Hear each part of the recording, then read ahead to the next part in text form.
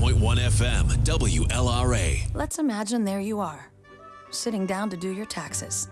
This year you've got it all under control. You stack the proper forms neatly in front of you, take out your lucky pen, sharpen your pencils, and line them up side by side. You reach for your coffee and miss. Only the coffee doesn't miss. It's all over your tax return, so you grab a napkin to wipe it off, only the ink starts to run. You then grab the form, race to the bathroom to grab the blow dryer. Trouble is, it's on high and blows a hole right through your form. Or you can e-file and fill out your taxes electronically. Push a button to send them, get receipt confirmation, and your refund in half the time. So log on to aboutefile.com or tell your tax preparer to e-file for you. After all, why be this guy when you can be one of the 53 million people who can't go wrong? IRS e-file.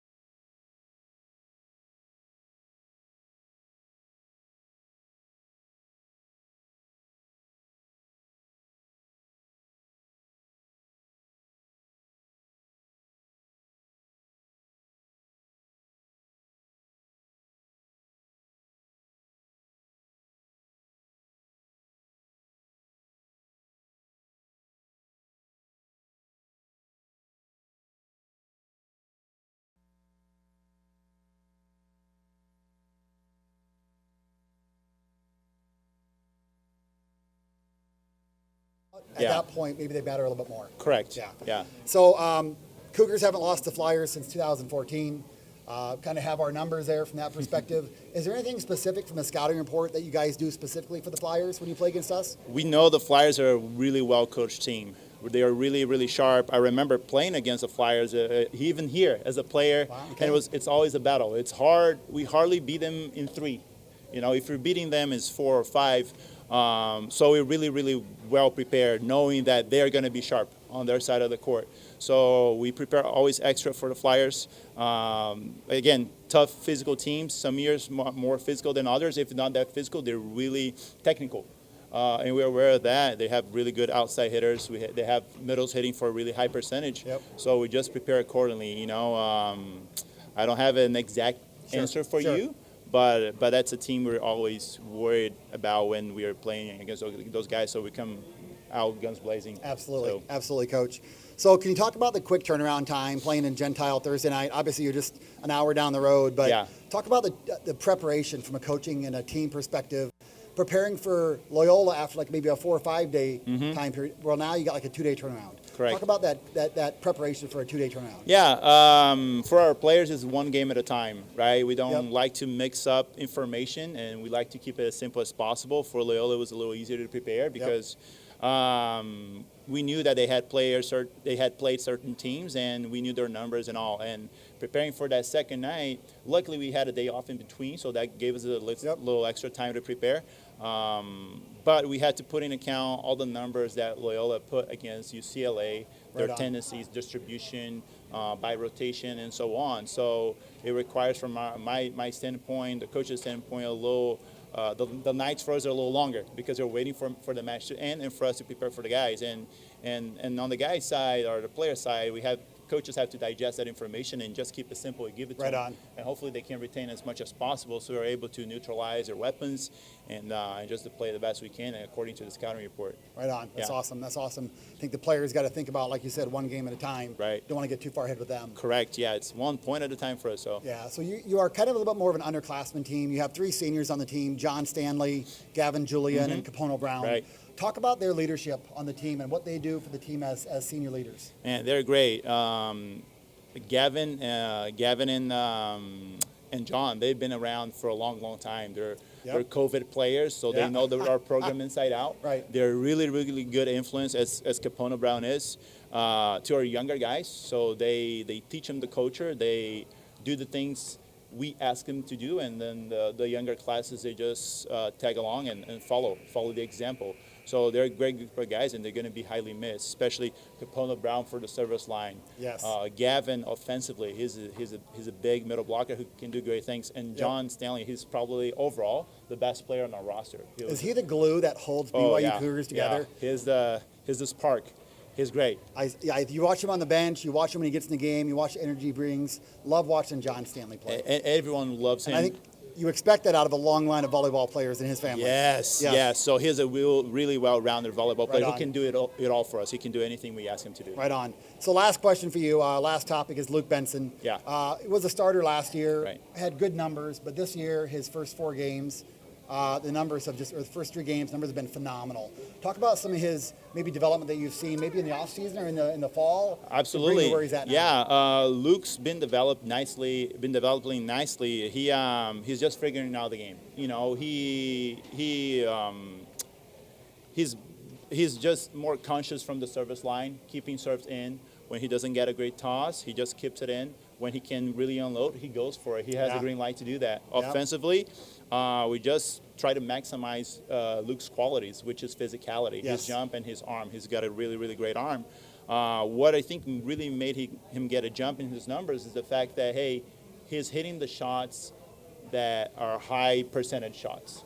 Deep to corners, deep down the line, you know, out of the back row and things like that. So we're just, as coaches, just trying to guide him to maximize his qualities, which is one of them is physicality. So he uses his physicality in his favor and, you know, hits high off hands, makes play out of the back row and help us from the service line. So those are the 3 biggest attributions for Luke. Yeah. When you were talking earlier about Ball State and the physicality that you brought to the game, I was in my mind picturing Luke Benson. Yeah, Luke Benson. I think, like you said, throw a high ball out there and let him finish it. Yeah, he'll take care of business, especially out of the back row. Right on. You know, he's great, and we'll hope he has another good night, and that will help us big time. Right on. Well, Coach Souza, thanks again for joining us tonight. Thank you so much. Good luck tonight, and we'll see you around. All right. Thank you. Thank you very much. That was Coach Souza from BYU. We'll be right back in just a minute with freshman setter Kyle Saur to join me on the chair. Thank you very much. It's game day at Raising Cane's. If you want to order like a champ, forget about X's and O's. The only play you're running is chicken. So what combo are you picking? We've got tailgates of hand-battered, cooked-to-order chicken fingers and cane sauce, and jugs of freshly made tea and lemonade. This season is about to be unbeatable. Raising Cane's chicken fingers, one love. Meet the scan, a simple procedure whose mission is to detect lung cancer early.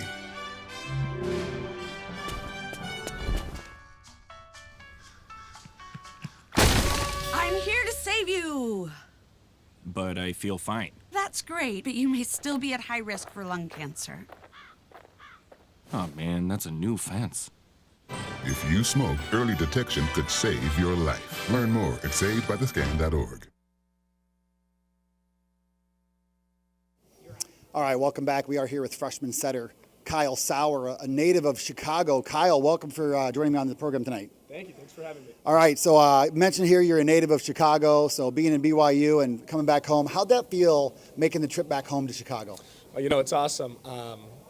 Just growing up here, obviously you hear a lot about Lewis and Loyola, both programs with huge histories. I mean, they were winning national championships when I started playing. So there's a storied history out here at the Neil Carey Arena and Gentile as well. So it's super cool to be back here, cool to see my family. And right on. So we talked about this a couple minutes ago, but was there a certain pizza place that you really, really wanted to go, but maybe didn't go, and you had to pick maybe number 2 option? Talk about that. Well, for Chicago people, it's got to be Lou Malnati's. I mean, make a case for some other places, but we hit Giordano's. It's pretty good as well. I don't know, it's just different. So tried to explain that to the guys. It almost feels like you're a little disappointed in that. So maybe next time back, your top choice needs to be hit. It'll be number 1A. So, all right. So my last question, we're going to go through this quick here, but obviously with sports, D1 sports, volleyball in specific, the mental aspect of the game is something that's becoming more and more important on top of the physicality.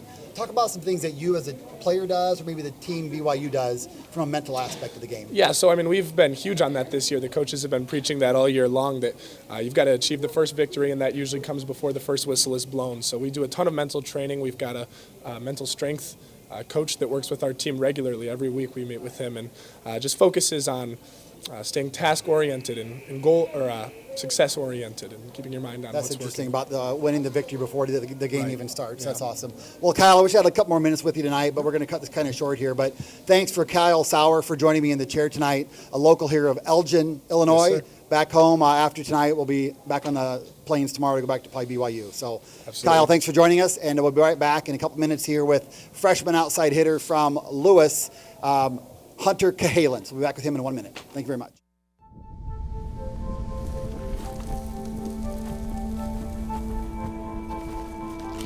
Eva Marie smoked 12,000 packs of cigarettes over 15 years.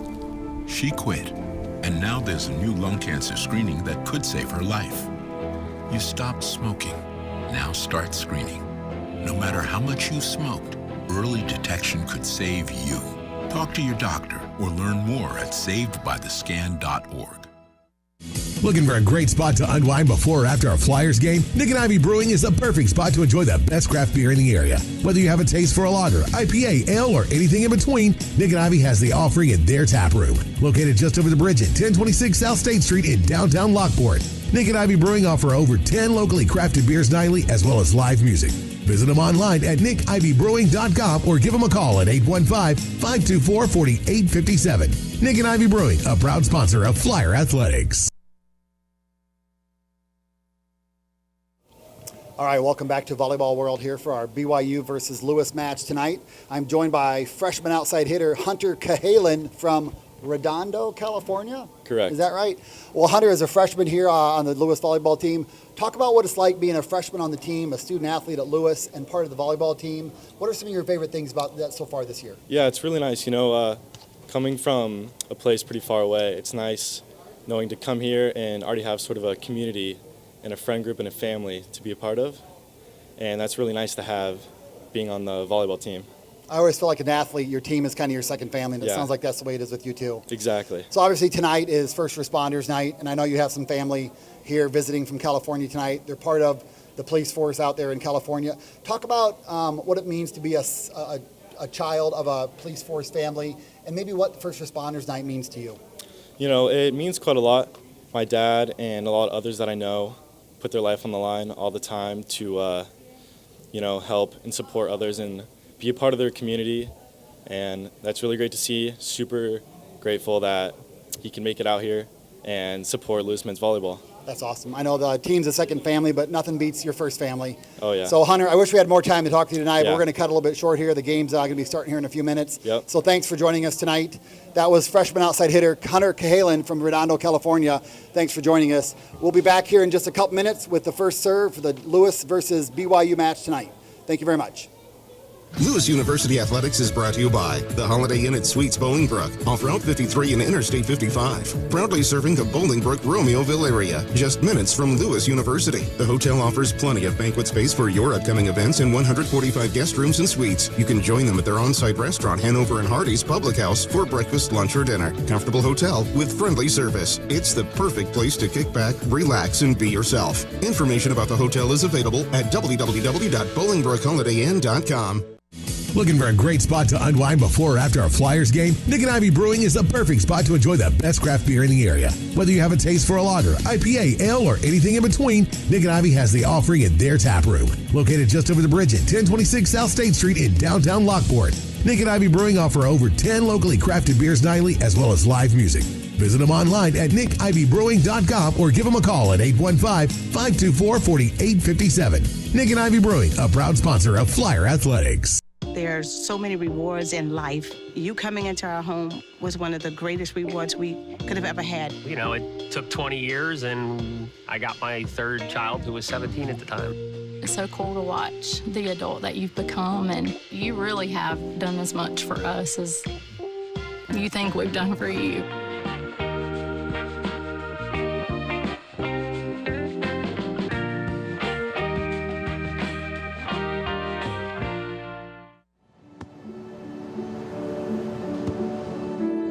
I don't remember how it started.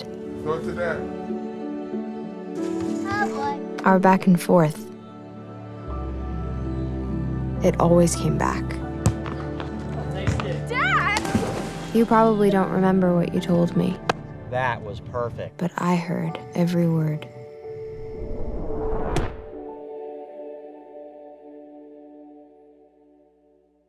Flyer fans, the Donut Shop in Lockport is the perfect spot to indulge in the area's finest sweet treats. Located at 1143 East 9th Street in Lockport, as well as their new location at 23836 West 135th Street in Plainfield. The Donut Shop offers 28 varieties of freshly made donuts, as well as a full assortment of specialty donuts. Lewis students and staff will receive 10% off any order with valid ID at either Lockport or Plainfield locations. The Donut Shop, a proud sponsor of Flyer Athletics. What are you looking for?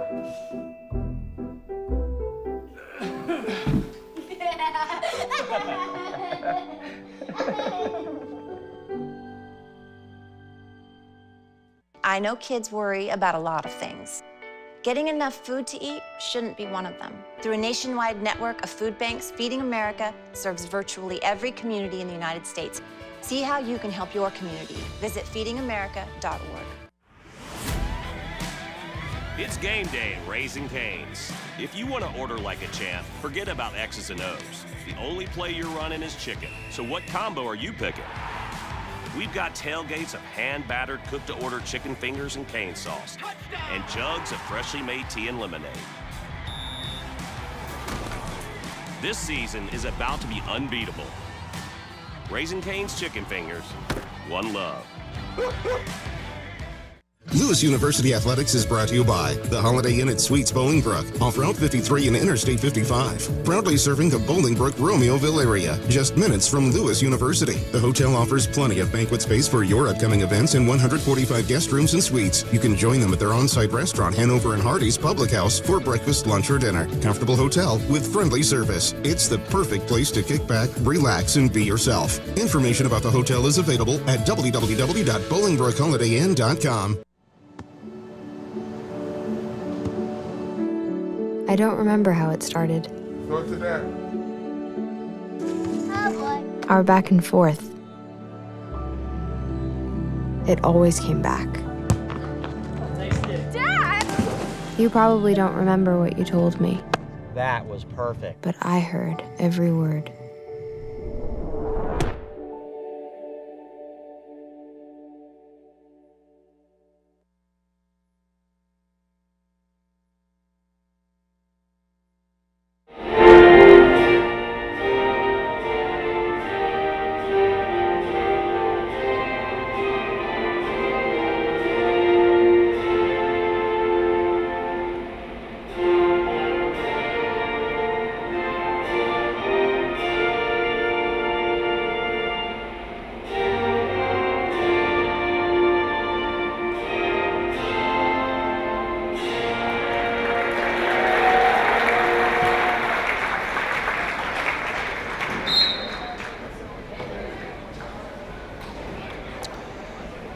Hi, good evening, volleyball fans, family and friends. Welcome to tonight's broadcast here on Volleyball World, presented by Lewis University Television Network. This is a top 15 matchup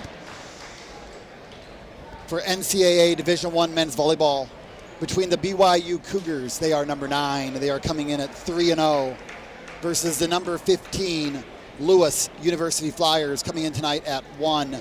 BYU has a couple pair of wins at home versus Ball State.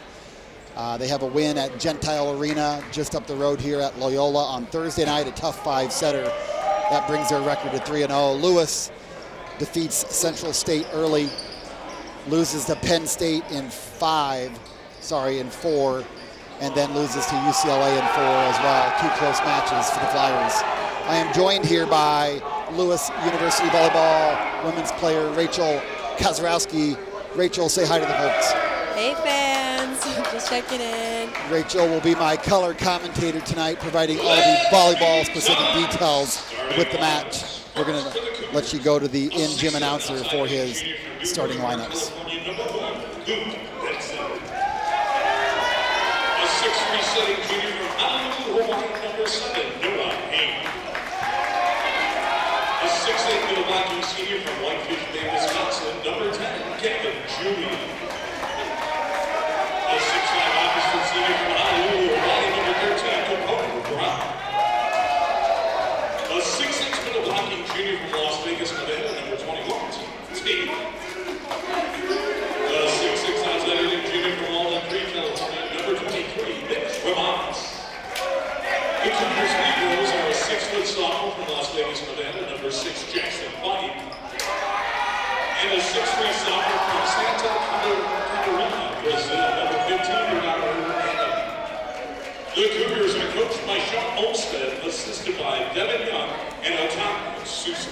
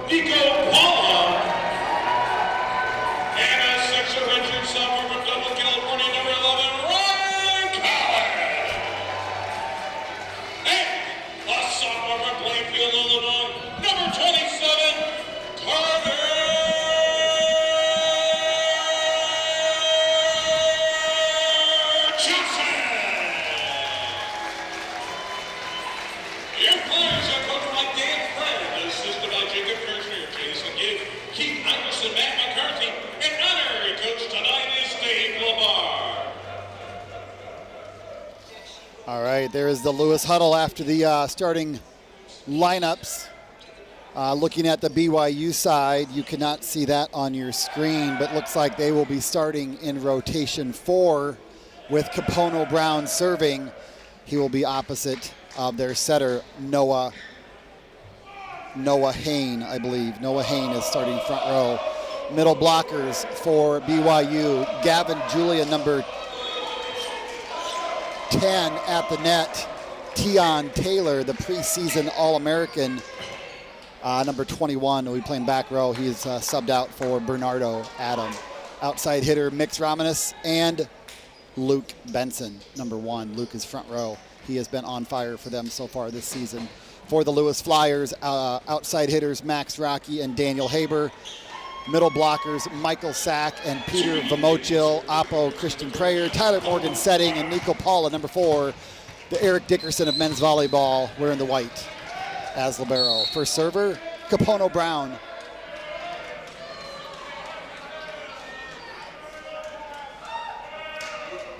There's your first offering, and Capono Brown starts it out with an ace.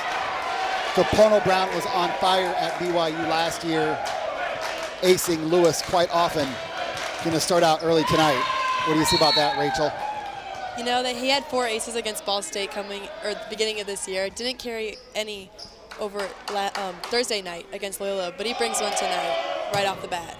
And that ball, 1 for 1, right? 1 kill and 1 out, so net 0. Good thing for Lewis. We'll take that any day and twice on Sunday.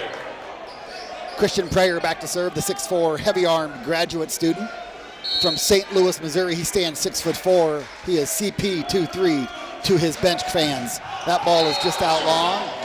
So 3 serves, very little action. The men's game is known for heavy serving. Exactly. It starts at the end line. It's what you can control. So that's always a balance between how much pressure you try to put on the other team versus just getting your serve in. A lot of momentum on an easy pass set kill. This is Luke Benson. Benson puts that in the drink. Point for Lewis. So we are tied at 2 with 1 point earned and 3 points given. Max Rocky, 6'8", outside hitting junior from Johnston, Iowa, goes back to the line. Rocky has led the team in kills this year so far, also led the team last year. Rocky, there's his toss, there's his offering. That ball is out. Continue on with the pattern, ace and then 4 service errors in a row. Tion Taylor into the game front row for BYU. Gavin Julian, senior from Whitefish Bay, Wisconsin, a northern suburb of Milwaukee. Julian back to serve. Haber, hand pass. Morgan. Christian Prayer delivers with the cross-court kill. Kill number 1 of the match. Exactly. Christian Prayer. That was a back row D-ball for you volleyball fans. Love the D-ball. Peter Vamochil, number 1, middle hitter, back to serve. Michael Sack, 6'9", graduate student, into the front row. Vamochil puts that one in the drink. BYU leads 4-3. Back to serve. This is Noah Hain, one of the 2 Honoluluans. Is that how I say that? I think 2 so. Honolulu natives on the court for BYU. Capono Brown, and this is Noah Hain. Rocky, hand pass. Morgan, dump, passed up. Bernard gets it up. Adam gets it up, sorry. This outside hand set to Haber. Rocky, another set to Haber. Haber rolls it over, passed up. BYU is going to get a high ball to Romanus. Block touch on that one. Romanus again. Haber digs this up. Rocky setting again. Prayer, roll shot. Out of system. That's Adam. To Brown. Capono Brown, high hands, out of bounds. Point for BYU, but Dan Friend is immediately coming out with a challenge card. 100%. This is actually really similar to what we saw a couple nights ago. Friend was 3 for 3 right from the beginning. Exactly, and they were all on net touches, so let's see if he can continue that streak. But So Friend was waiting for that call. As soon as that ball got hit out, Friend pulls up the challenge card. So interesting about this on a long rally, depending on when that challenge happened, if he's successful, they got to go back. So all the digs that happen, all the, block touches that happen, all the whatever, any play that happens, they got to negate those from the scorebook. So exactly. And we'll see what happens. If you saw the bench during that rally, you knew they all were pointing to the net right away towards the beginning of that rally. I thought there was a play when the ball was in the net, and I saw it bouncing, and I was thinking it was the ball. But we'll see R2 is down there looking at the monitor. I think they upgraded their camera system in the offseason, or maybe late in the season last year. The frame rate of the cameras was so slow that you really couldn't get a good touch or even a ball in or out of bounds. So updating your cameras to a better frame rate, I think it's provided a little bit better challenge system, and maybe Friend has taken advantage of that. Exactly. I mean, he did really well last night, so it must be working. So Lewis coming off of a tough 4-set loss to UCLA, number 1. In the first set, they got beat, I think, by, we'll call it by a handful, maybe by 7. Second set, Lewis wins. The third set, I believe they had a set point, went extra points, and they lost that. And then the fourth set, they were up 20-16, and Lewis could not put away a 4-point lead into the 20s. UCLA came back and won that in 4.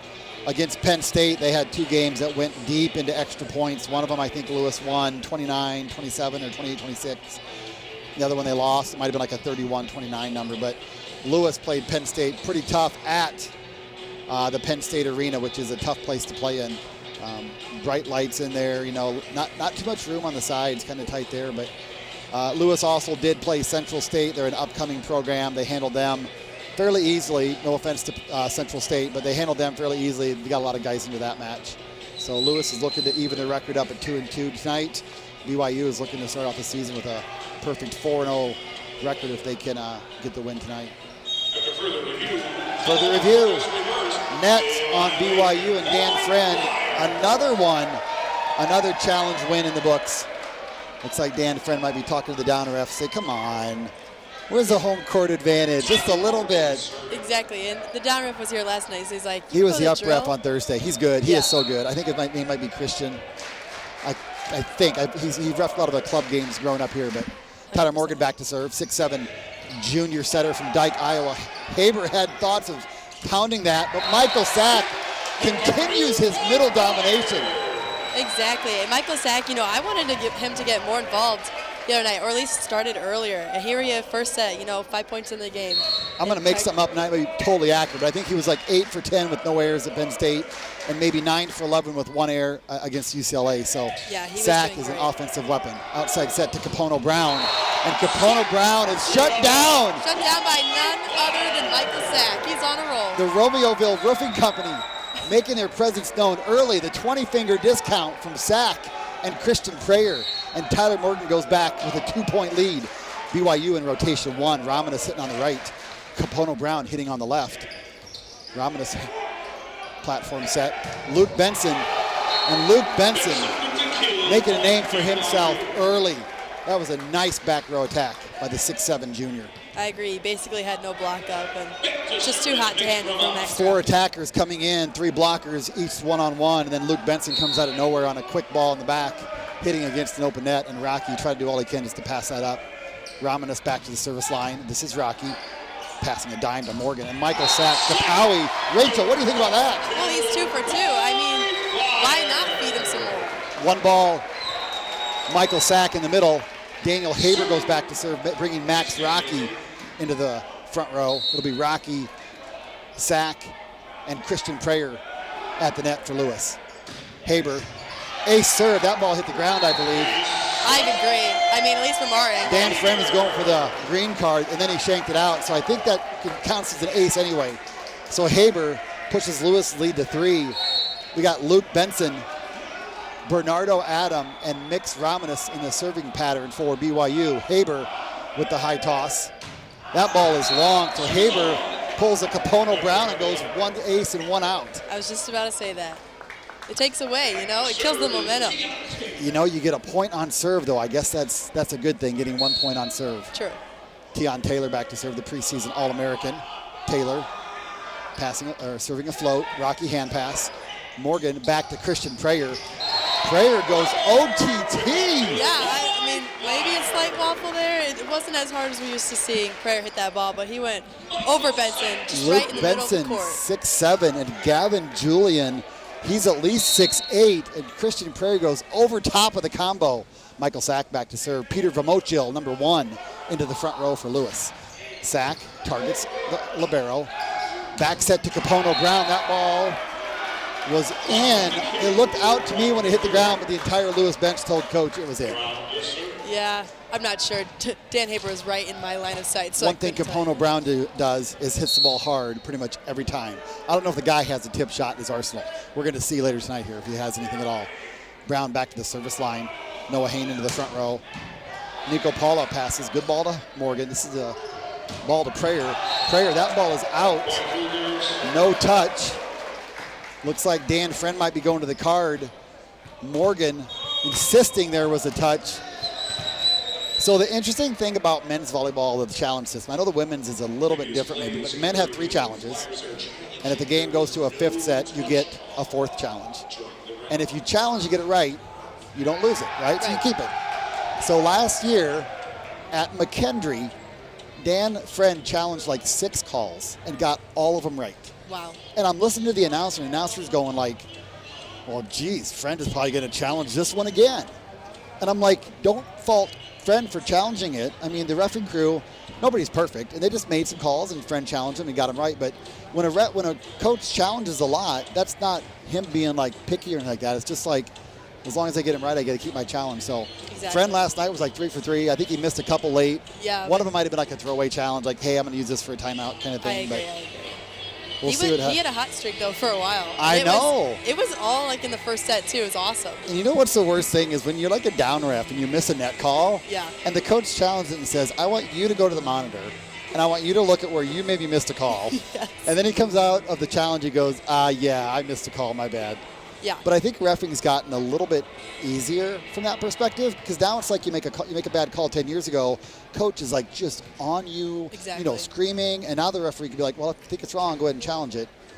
And whatever, you challenge it and you're either right or wrong. So a lot of time here. Looks like they found his decision. He's going to come share the update. And he's going to the BYU side of the net. And there is a touch. So the referee will always go to the side of the net of the team that made the mistake. Yes. Last night the referee didn't do that once or twice. But then I think he caught himself right afterwards. Yes, I agree. I saw that. And I noticed So that. Dan Friend, 2 for 2. Score is instead of 9-8, now we're 10-7. So instead of a 1 point, now you're a 3-point lead. Prayer back to serve. We're back around to rotation, first rotation here again. Mixed Romanus, dug up by Peter Vermocchio. Rocky on the outside. Romanus digs that one up. Capono Brown, high set to Luke Benson. And Luke Benson gets absolutely stuffed like a Thanksgiving turkey. 6 hands, and Benson has nowhere to go. Yeah, what you said earlier, Romeoville Roofing Company, but not 20 fingers. The 30-finger discount. Do we need some T-shirts for that, Rachel? I would love to wear Prayer one. back to serve. Lewis up with a 4-point lead. Nice pass. There's Benson. Benson's going to get this one again. That ball is out long. No touch. Yeah. I'm looking for the BYU players to tell Coach Son Olmsted to call a challenge out, but no challenge. And Coach Sean Olmsted, the 9th-year coach of BYU, reaches into his pocket and burns that first timeout for BYU. Lewis playing with a lot of intensity tonight. What do you think, Rachel? Yeah, I think it's great that they're coming out hot. I mean, you know, they didn't win against UCLA, but they came out with a lot of fire and energy, and to take the national champions to 4, they probably have all the confidence in the world coming out, and they want to get their first one at home. So Cougars will go down tonight. Looking at some hitting stats here. Benson, 1 kill, 2 errors on 3 attempts, hitting negative. It's early here. Capono Brown, the exact same numbers. Noah Hain, 2 attack attempts, no kills. So as a team, BYU hitting -200. Lewis hitting 625. Leading the way is none other than middle attacker. Michael Sack. Michael Sack, 2 for 2, hitting 1,000. Rocky, 2 swings, no kills. Other than that, Christian Prayer, 3 for 4, hitting 750. Christian Prayer, big arm for the Lewis Flyers tonight so far. It's early, folks, but Lewis is feeling good about this 12-7 lead into the first time out. Thursday night against UCLA, I think the fans were all packed in here like sardines. I think the official stat was 1,100 fans. That was our biggest number in the Neil Carey Arena in probably 5 or 6 years, probably even pre-COVID a year or 2. Yeah. So love seeing the fans packed in. Tonight, probably a little bit less than that. Looking over the railing here, about half full, and the far side similar there. Prayer out of the timeout. Point, Sean Olmsted. We call that a coach's point 100%. when you get a service there out of a timeout. Right away, it's like you ice them a little bit. Luke Benson back to serve. Mix Romeoville to the front row. Benson passed up by Rocky. Morgan back set to Prayer. Off the hands and out. Finds the left hand of Mix Romeoville. Prayer now 4 for 5, hitting 800. Rocky back to serve. He's your 6'8 junior from Johnston, Iowa. One of my favorite players. Rocky back to serve. High spinner. Into the net. BYU takes the point, 13-9. They trail by 4. Gavin Julian, the native of Whitefish Bay, Wisconsin, back to serve. Julian's had some USA volleyball experience growing up. Julian, the 6'8 senior. Float server. Paula, platform pass. Morgan gives a little Iowa special over the net down. Tyler Morgan attacking front row setter. Yeah, that pass was just a little bit tight, right on top of the plane of the net. No one went up with him. He just threw it right down. I almost feel like as a team, when you have a front row setter like that, you're like, let's give him some offensive options. 100%. Romeoville, Noah Hain, Tion Taylor, preseason All-American candidate Tion Taylor led the nation in blocks last year. I think he had about 135, 136 blocks last year. Tion Taylor manning the front row. On his left will be Mix Romeoville. On his right, Capono Brown back to serve. Noah Hain. Rocky, platform pass. Morgan out to Daniel Haber. Haber blocked. There's Tion Taylor right on cue. Talking about all of his blocks. Add one to the list for Tion Taylor. He called it. He jinxed it. I should stop calling that. Capono Brown will say, I'll take a half a block. 3-point lead for Lewis, 14-11. Noah Hain, 6'3", junior from Honolulu, back to serve. Haber the hand pass. Morgan's going to come in. Rocky, big attack. Barely gets it over. Hain, Romeoville.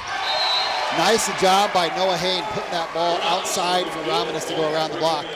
And Romeoville takes care of business. I'm hoping I'm pronouncing his name right, Romeoville. I think the announcer in the gym called him Romanis. I think I've heard him Romeoville on the broadcast. I've heard Romeoville too. Noah Hain back to serve. Cutting into this Lewis lead. Now it's only 2. Hain took over setting duties last year from Heath Hughes. Hughes was a GCU transfer set for 1 year in BYU. Hain got a little bit of action there, but this year Hain gets the keys to the car. He'll be tucked back there behind Romeoville. Tyler Morgan back to serve. He's your 6'7" junior setter from Dike, Iowa. Nice hybrid. A float toss and a spinner. That ball hits the antenna. Capono Brown, as hot as he is when he's hot, he is having a little bit of air proneness. He's a little bit air prone. Yeah, so just a far. rough start. Just a little bit. I think he might be 1 kill, 3 airs. Might be hitting negative 500. Get my stats update here. Morgan back to serve. Morgan, another nice hybrid. And Adam, the Brazilian libero, could not handle that high cheddar.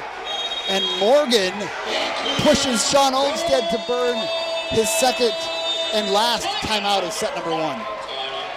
Yep, Lewis up by 5. What do you think, Rick? Did you see this coming first set, up by 5? So my wife and I talk about this a lot, right? We follow Lewis volleyball, our son plays. We just feel like we start slow a lot. I agree. And this feels different to me. It feels like maybe you're starting out with some confidence. You're feeling like we're going to take it to them. We're going to do the first punch. We're not going to wait until we get punched and then try to respond. And that's an interesting mindset. And it takes a lot of either confidence or ignorance, right?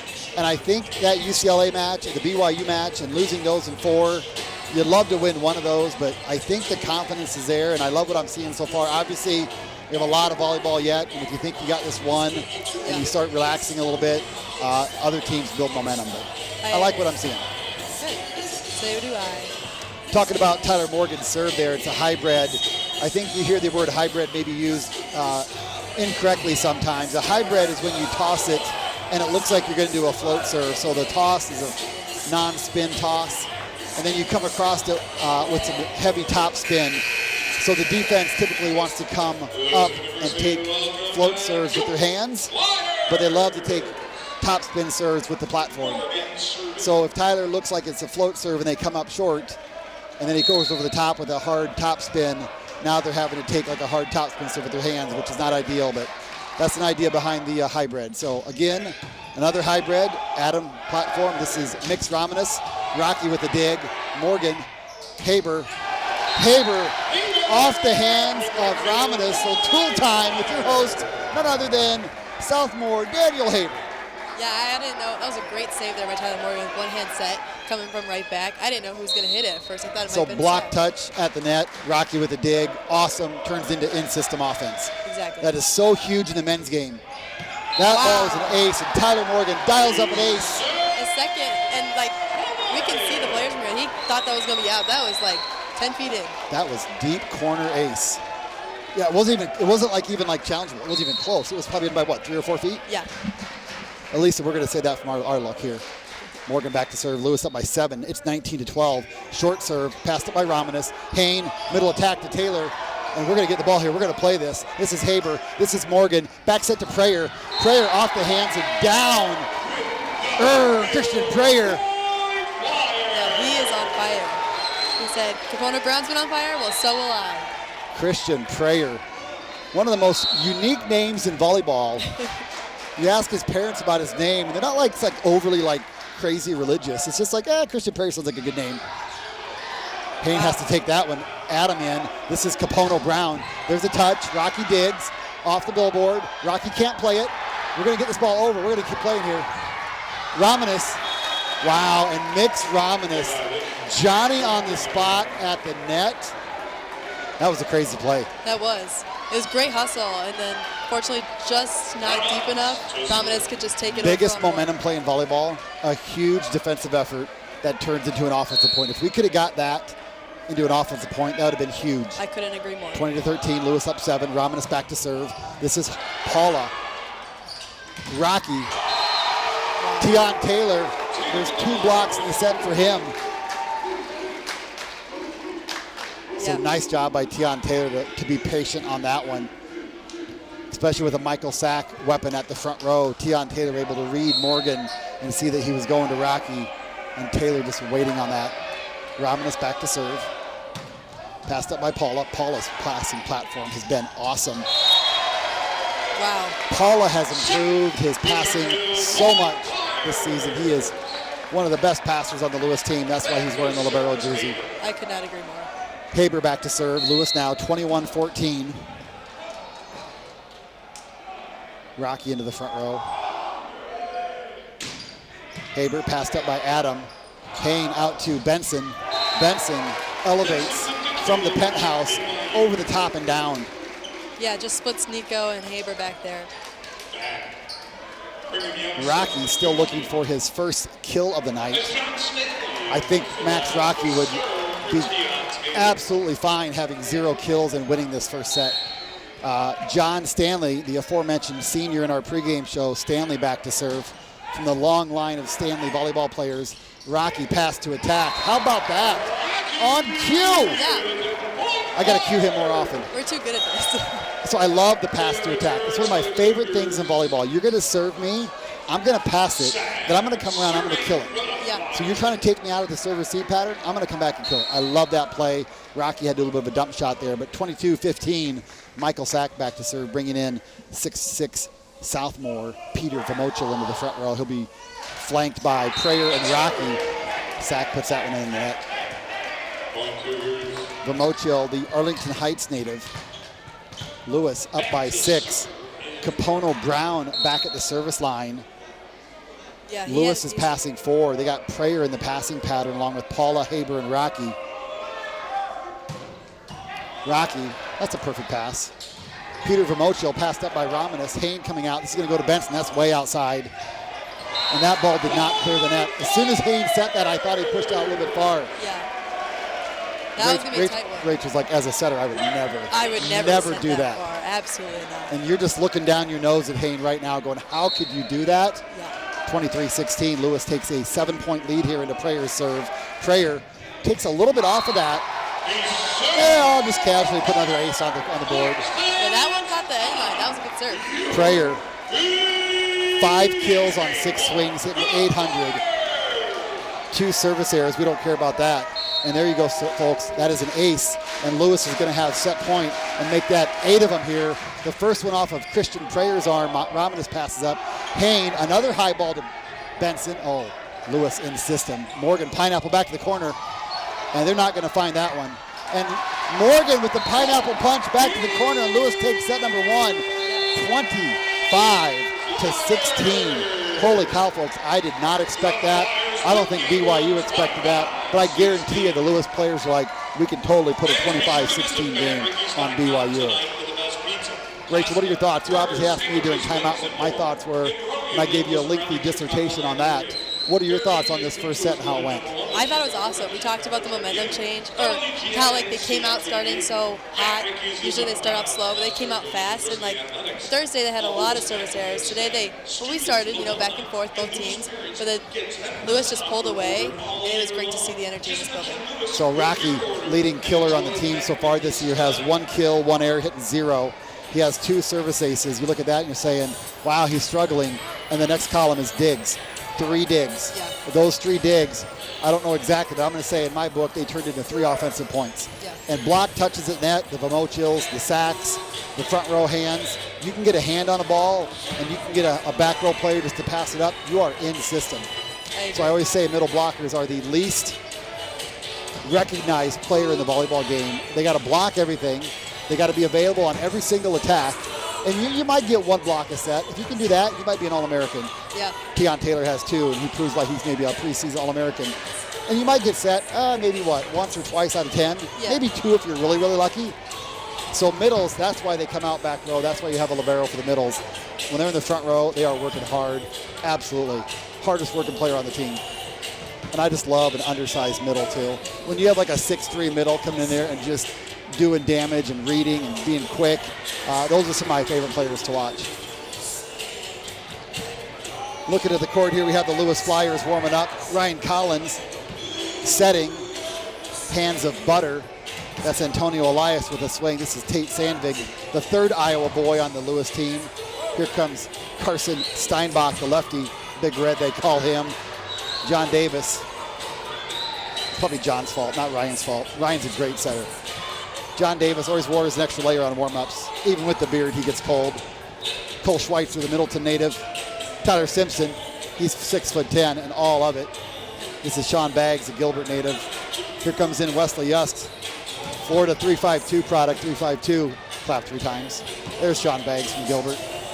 Nathan DeGraff, Cranberry Township, Pennsylvania. He's a 6'7" lefty. And we're back to the beginning of the hitting line.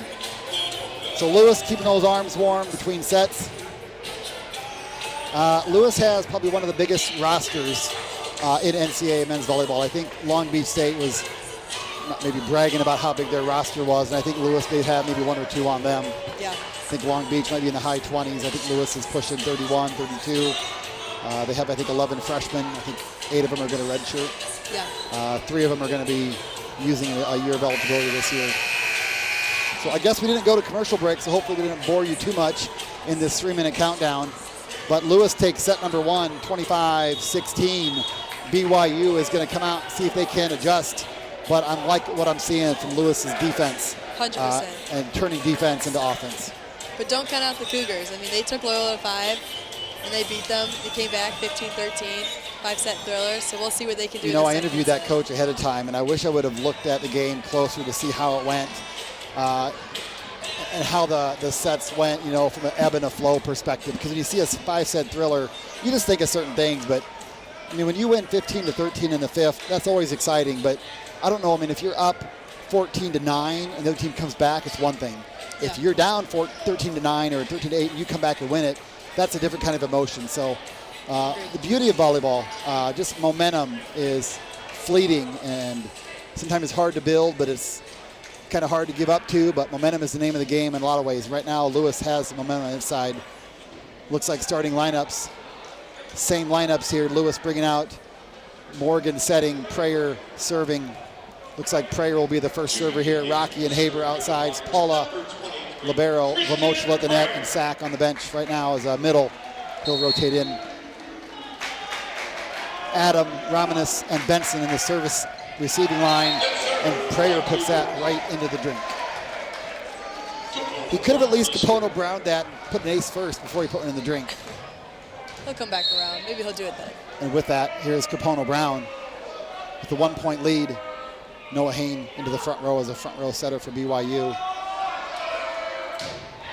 Paula passing nails. Morgan out to Rocky. Rocky finds the platform of Capono Brown, and the ball immediately finds my daughter into the crowd. Love that. Souvenir, keep that one to go. Nah, she good. And I love this. I love saying this. I love saying, and Rocky earns the right to go back to serve. I love it when you get a kill, and then it's your turn to go back to serve. A little bit of confidence back at the line. Rocky serving at the trio of Adam, Romanis, and Benson. And Rocky, his first in serve of the night. And Benson blocked back, and Lewis is going to be insistent here. This is Morgan to Haber. Haber off the platform of Adam, and that ball is a kill for Daniel Haber. I keep calling the libero Adam. I think his name is Bernardo Adam. So last name Adam, I got that right. Southmore, 6'3", from Santa Catarina, Brazil. I think Adam joined the program back in January of last year and immediately played against Lewis in the first match of the season as a serving sub. Rocky finds the net there, so point off serve and then a serve in the net. So 2-2 lead, 2-2 tie with Luke Benson, the biggest weapon on the BYU team so far this year. Benson back to serve. Rocky, Morgan, nice job by Adam to read that one. Romanis, Peter Vermoschel doing a great job at the net. Hain, oh, this ball is over. Hain dug up by Prayer. Haber's gonna make it pay. Haber and the down ball, and the big defensive effort by Lewis turns into a point, and there's some momentum. And look at the Lewis bench, and the fans are just loving this. That's what you were saying, you know, you love Nico the Paulo's defense. sister, flown in freshly from Tampa today. She's celebrating that one. Yeah, defense effort was great in the first set, and it's awesome to see how it's continuing now. Nico Paulo has 2 pair of knee pads on. You see why, folks. He is a Mr. Clean of the team. Keeps the floor clean. He's all over the place. Vermochil passed up by Romanis. That's tight. Prayer. This is out to Haber. Haber off the block, and there's a net call. Looks like Noah Hain is like, no, I didn't touch the net. The ref's like, of course you didn't, but it was your middle. Gavin Julian. Hey, but the down ref caught that one. No need for Dan Friend to pull up the card. Friend was reaching for the card already. He has it in his pocket. Quick access. Oh, Peter Vermochil. They need to get the Velcro version of these shoes for Peter. He keeps tying his shoe like all the time. I'm kidding, folks. Vermochil. Here comes a hair flip. There he is. Float serve. Targeting Benson. This is Hain. Back set, back to Benson. That ball was out, and there was no touch. Swing and a miss. I swear we tried to dig that. I love it when the digger tries to dig it and misses it, and then the ball's out, and like, okay, that's right. I meant to let that one go out. Yeah, just did it for show. Vermochil, 6'6", Southmore, delivers a short ball. This is Adam, picks it up. Hain, outside to Romanis, off the block. Oh, Vermochil, I don't think he was quite ready for that. He's in the middle, though. He's like, hey, I hit and block, and maybe I serve. Yeah. If you get defense out of me, that's a bonus. Yeah, you got to touch on it. That's Nice job by Vermochil to get at least 1 point on serve. Gavin Julian back to serve, bringing Tion Taylor and his 2 blocks for tonight into the front row. Tion Taylor matching up with Michael Sack. Julian, hand pass by Haber. Christian Prayer, that ball was out and no touch. Now we have a touch. Not sure who called it. I don't know who called the touch. Line judge on Lewis's side. This one did? Yeah. Okay, the one on the other side, the one on, where are we at Your here? Are we left. looking? The one on your left called it out, So but that's his we're on call. the back. Yeah. The one on the, okay. Yeah, the one blind judge on the R1 side called it out, so we called a touch. Morgan. Oh, targeting Romanis down the line. I like that. This is Brown. Dug up by Paula. Wonderful. Back set to Rocky on the Bic. Rocky, oh, nice job by Capono Brown to do that one. This is Haber on the outside. Haber, that ball is in! And Adam, the libero, says, Coach, don't challenge, that ball was in. Okay, so Lewis, I was reading some Volley Talk chats over the week, or after the Loyola UCLA game, and a lot of people were talking about how great Lewis's defense was. I'm seeing that now. Yeah. Defensive plays turning into offense. And I tell you, that is a huge momentum builder, and Lewis has seen some of that. Romanis one-on-one with Prager, and I'll give that to Romanis about every time. Mix Romanis, the 6'6". I think he might be a junior. Let me look at my notes here. Romanis, a 6'6" junior from Walnut Creek, California. puts that one down for the kill. And Noah Hain back to serve, bringing Capono Brown to the front row. Hain, float server. Lewis stepping up short. This is Paula hand passing perfect. Morgan out to Prayer. And Prayer just bounces that one. Yeah. That's a Romeoville pound down if I ever saw one. Oh, we might have to check the floor. There might still be a dent. Did you see Prayer kind of look at that just a little bit longer to make sure it was down? Yeah.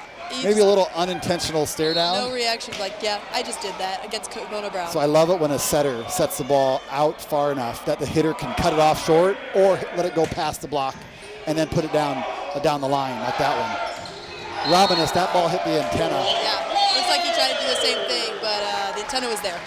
Lewis now up 9-4. Feeling some similar vibes as the first set. I think Capono Brown hit the antenna on one of the balls about the same score. Wouldn't that be weird if it was? Yeah. Haber, high top spin, passed up by Romanus. Hain, Luke Benson. Sack and Rocky take off zone 5 and 6, but Benson goes to zone 1 and finds the court. Benson continuing his offensive output. Tonight, Benson with 3 kills now. That might be number 4, but 4 errors. So Benson hitting 0, but 4 points on the board for BYU from Benson's arm. Romanus puts that one in the drink. Lewis now takes a 10-5 lead back to the service line with none other than 6'9" senior Michael Sack. Peter Vermoschel into the front row. He'll be flanked on his left by Rocky, on his right by Prayer. BYU passing Romanus, Adam, and Benson. Romanus, this is outside to Benson. That ball is out, no touch. Point for Lewis. So Benson now drops back down to the negative. I wonder if my numbers didn't refresh. He's hitting I show 3. negative 200. I show 3 kills on 4 errors. That must have been after the last kill. So anyway, we'll let that refresh there. Sack back to serve. Nice hard float serve. Another outside ball to Benson. This one over the top. Oh, Haber. This is Morgan. Rocky. Off the block and out, and Morgan eyes that ball all the way to the floor. Max Rocky, kill number 3 for him tonight. Nice job by Lewis, forcing Sean Olmstead to dip into his timeout bag again. This now, first timeout of the second set. Lewis leads 12-5. Rachel, thoughts on this set? I kind of felt it was like similar to the first set. Yeah. Are you getting a similar vibe? I am getting a similar vibe. You almost wonder, like, is it going to get close? Is it going to be deja vu? Same thing? You know, Well, everyone, fans at home are hoping for BYU's not number 9 for no reason. Right. I mean, they got some great players. They got pretty much their whole starting lineup from last year. Yeah. Setter's different, but Hain, I think, is doing just a fabulous job. I agree. Their setter last year, Heath Hughes, was a 1-year setter, transfer in, one and done. So Hain kind of had a little bit of setting action last year. Outside hitters, same 2 as last year. Middles, same 2 as last year. Oppo, Capono Brown, same as last year. Yeah. The libero, I think Bernardo Adam is like a Brazilian national team player. Yeah. I'm not sure what age level is it, like Olympic development team or like maybe collegiate national U21. I'm not sure what that is exactly, but he's got skills, don't get me wrong. Yeah. But I love what Lewis is doing. I love the energy I'm seeing here. Maybe it's Neil Carey Arena. It might be. I mean, you got a bunch of returners, and you got some young bloods, like you said, 3 sophomores on the court most of the time. Young bloods. Well, you know. In Iowa, we have a college in Ames called Iowa State University, and they play basketball in the Hilton Coliseum, and they have this Hilton magic, and they just, in the last 3 games, basketball games in the last week, they've beaten 3 ranked teams. Wow. And they always call it Hilton magic. So it's just kind of awesome. So I think Neil Carey Arena needs to get a little magic, pull a bunny rabbit out of a hat. I think in volleyball, magic is disguised as momentum. Michael Sack, the 6'9". I'm going to call him a redshirt senior or maybe a graduate. I might intermix those. Sack, back to serve. Passed up by Romanus. Back set to Capono Brown. That ball felt a little tight to the net, and nice job by Capono Brown working through that one off the hands of Rocky and out. You know, Sack did the same thing as Vermoschel. He got that 1 touch on defense, said, that's good enough. And now he's back out. Right on, right on. Keon Taylor back to serve, bringing Gavin Julian into the front row. Taylor serving, BYU down 12-6. Morgan outside to Rocky. Rocky tip shot dug up by Hain. Romanus has to hand set this one. Capono Brown high ball. Haber's going to eat this one up. We're in system, folks. Here's Morgan to Prayer. Prayer hard off the block and out, and Christian Prayer says, I have 1 speed tonight, and it is overdrive. Yeah. Prayer is known for his heavy left arm, and we are seeing that in full force tonight. I see 8 kills on 9 swings. That's like redonkulous. That's like 889.999. Carry the one. Repeating. Yeah. And with that, Prayer earns right to go back to serve. Nice pass. Served by Prayer, and that ball is off the basketball hoop. We're going to play this one out, folks. Morgan outside to Rocky. Rocky off the block, and that one is out. But there's a net touch. Either way, Rocky adds to his kill total. Now he's got 4 kills on 11 swings with 1 error, hitting just under 300, about 289. So does it count as a kill if you have a blocking error? So a blocking error counts as a kill. If I go up to kill the ball and you hit the net, it's a kill because you were trying to block me, right? You were trying to prevent me from getting a kill, and I owned you. I hope I'm right there because that's the way I've been talking forever. Yeah. A kill is off the block and out. A kill is onto the ground, boom, straight down. Right. Or a kill is if they have a blocking error, or like a blocking error. I've always felt that was a kill by the attacker. Capono Brown, Paula with a little overpass. Nice job by Luke Benson to handle that overpass. Tyler Morgan, a front row setter, couldn't do anything to defend that. Well, he could, but he tried. Capono Brown back to serve. The Lewis lead is 6, 14-8. BYU has not been able to mount much of a service run tonight. Nice job by Christian Prayer. This is Rocky. Rocky caught that one flat and out, no touch. Yeah, it might have just come off the hand wrong. Maybe he's going for high hands. That might have been his ugliest looking swing tonight. Just as far as the ball contact, hitting the ball. Yeah. He might have been going high hands. We'll have to see. We'll have to ask him later tonight. Capono Brown back to serve. He's on a 2-point service run, so a side out and 2 on serve goes from 6 to 9. This is Paula, that's a dime. Morgan outside to Rocky again. Rocky with the tip. That ball is tipped out. Thursday night against UCLA, I told my daughter, I said, Max Rocky cannot tip. He has to swing tonight. Against UCLA, he probably had like 7 tips, like 5 for kills. It was awesome. He was reading the defense right. Here we have a serving sub. So Rocky, service line. He has 3 service errors, so looking to get some service production out of Seaver Drolsum. So after Rocky with a kill, earns the right to go back to serve, going to hand the ball off to Drolsum. Drolsum, he is your 6'6 sophomore from Vikersund, Norway. Make that 4 sophomores on the court. Pretty nice beach player is Seaver Drolsum. Puts that one into the net. I think Lewis is going to sub back out. So hardest job in volleyball besides the middle hitter is a serving sub. Yeah. Unless you're like told way ahead of time, hey, you're going to serve, be ready, mentally prepare yourself, go against the wall and start warming that arm up, hitting some balls and stuff. But to go back there and it's like, okay, first ball, make it effective. Can't be a lollipop. So it's tough. Luke Benson puts that ball in the drink and Lewis trading service error, so maybe Drolsum doesn't feel so bad. Vamocho going back to serve. Michael Sack into the front row, Rachel's favorite player. We'll get you a player card after the game. He'll sign it for you. Oh, perfect. Morgan, Daniel Haber will be flanking Sack. Oh, nice job by Vamocho. Middle set to Gavin Julian, and that ball is out, no touch. BYU getting very little production from their middles. I say that anecdotally, and then I look at my stats. Julian, 0 kills, 1 error, 3 swings. Tion Taylor, 1 kill, 3 swings. We got Tyler Herget. I think that's how you say his last name. In for Tyler Herget, the 6'2 sophomore setter in. So BYU changing up their setter. And that ball is hit out. So in volleyball, what is the biggest change you can make? A setter. It touches every ball. So a lot of people will be like, okay, do we make a big change? Or do we change little things? Right. And Olmsted is going big. So now he's bringing in Trent Mosier. Mosier, number 9, he is a 6'7 sophomore from none other than Gilbert, Arizona. Mosier came in for Loyola in the last 4 sets for Romanus and played some outside hitter. But Mosier now is going to play oppo. Here Mosier is fresh off the bench. Let's set him and block him. So Lewis reading all the subs and now leading 19-10. So reset here. Another change. Tyler Herget. And this is John Stanley, everybody's favorite BYU player. John Stanley coming in as outside hitter. Also Jackson Fife. He's in now, backcourt. as libero. So libero 2, Fife is in. So we're going to lose track of all the subs here. Olmsted bringing in 4 different subs into this game. And maybe it got to Vomocio's head a little bit. So Fife is libero. John Stanley as OH. We're going to call him OH2 for those volleyball nerds. Raman is still OH1. Julian back to serve. I keep wanting to say Herzog. Herget. Oh, Haber with a nice hand pass. That was, I totally thought that was going to Michael Sack. Outside swing. Romanus, 2-hand push into the block. That's a play that non-volleyball fans do not like. Yeah. They don't like the catch and the throw into the block.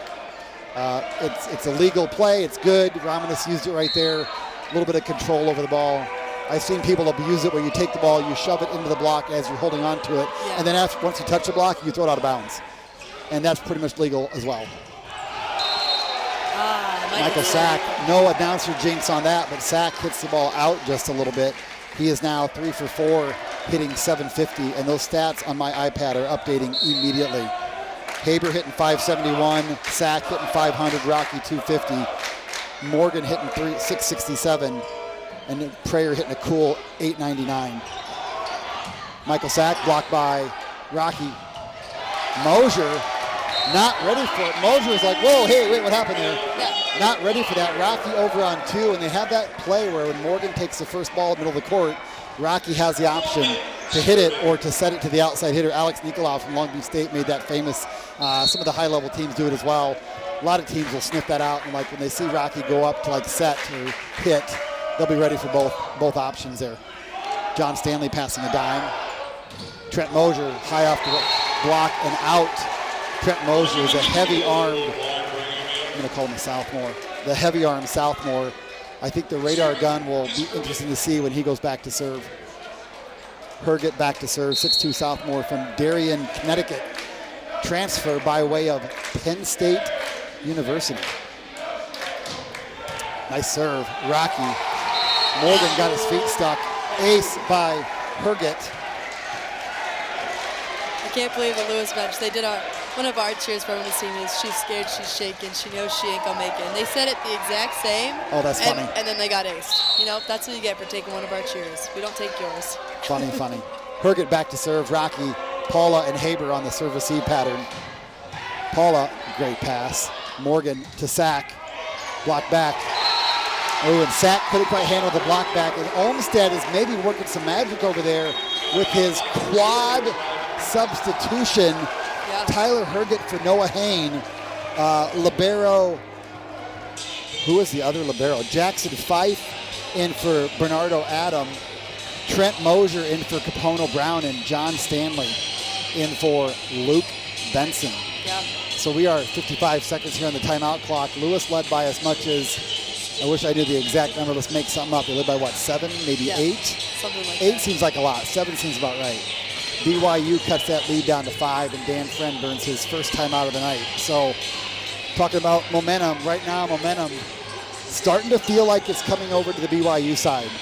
I agree. I wouldn't say it's there because if Lewis gets a one and done, if Lewis gets a service error in the net, that's maybe okay for Lewis. But if Lewis can get a pass set attack, that's kind of putting your dominance on them. So yeah. I think that's part of the men's game is serve tough.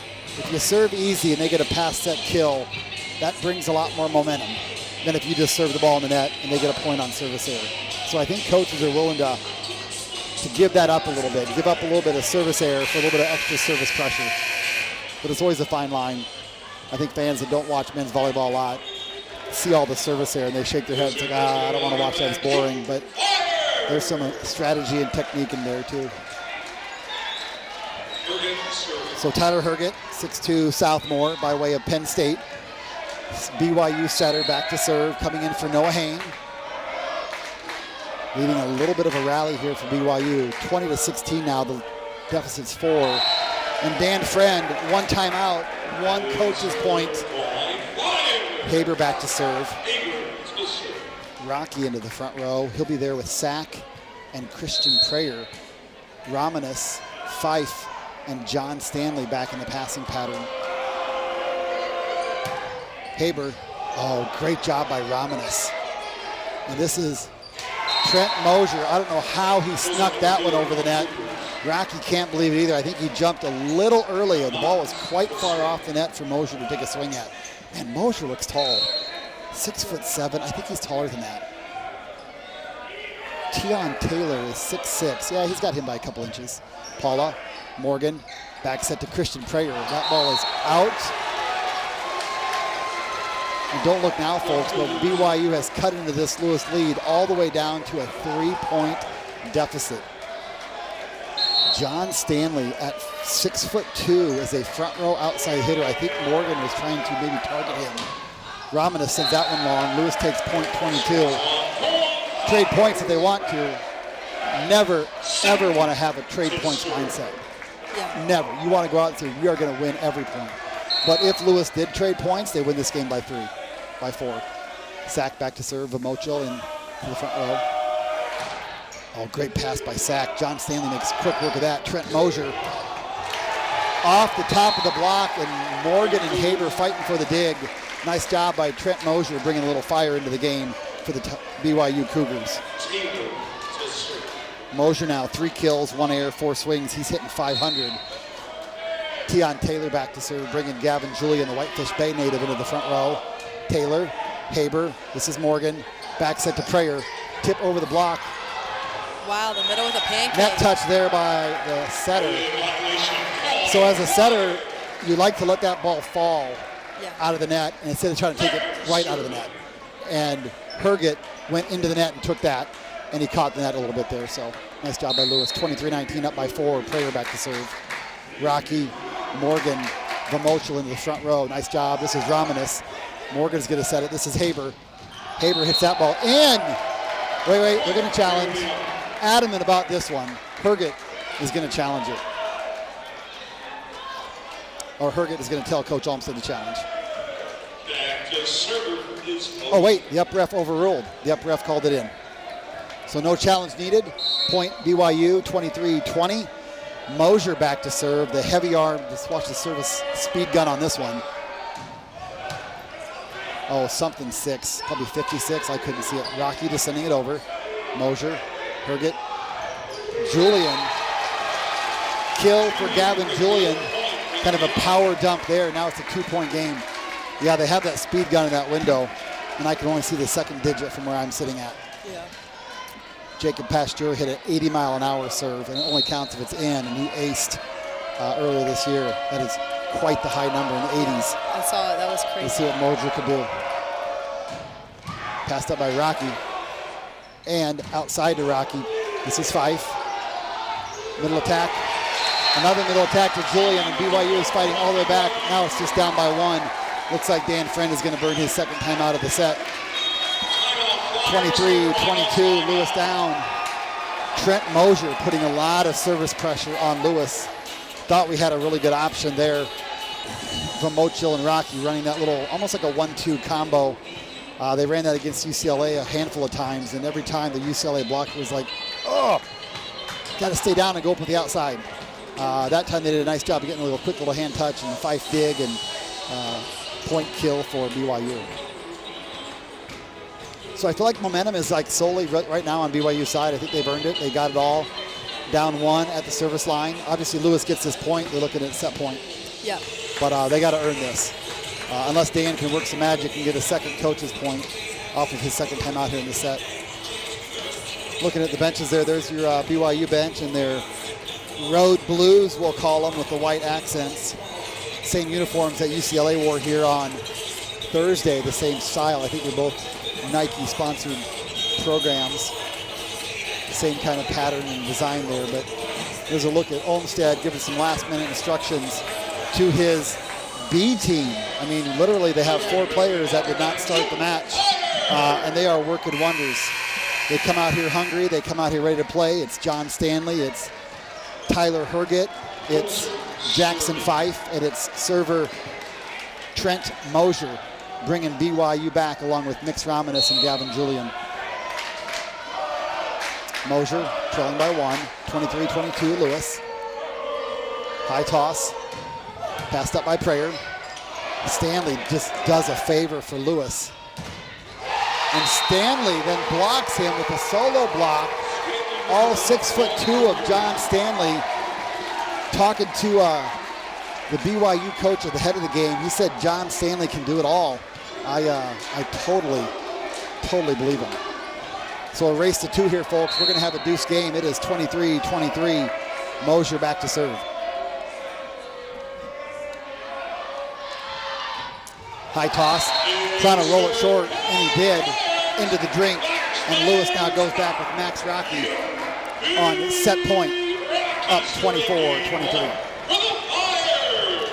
Men's volleyball, you get 6 subs. Player can only enter the game once. Rocky starters.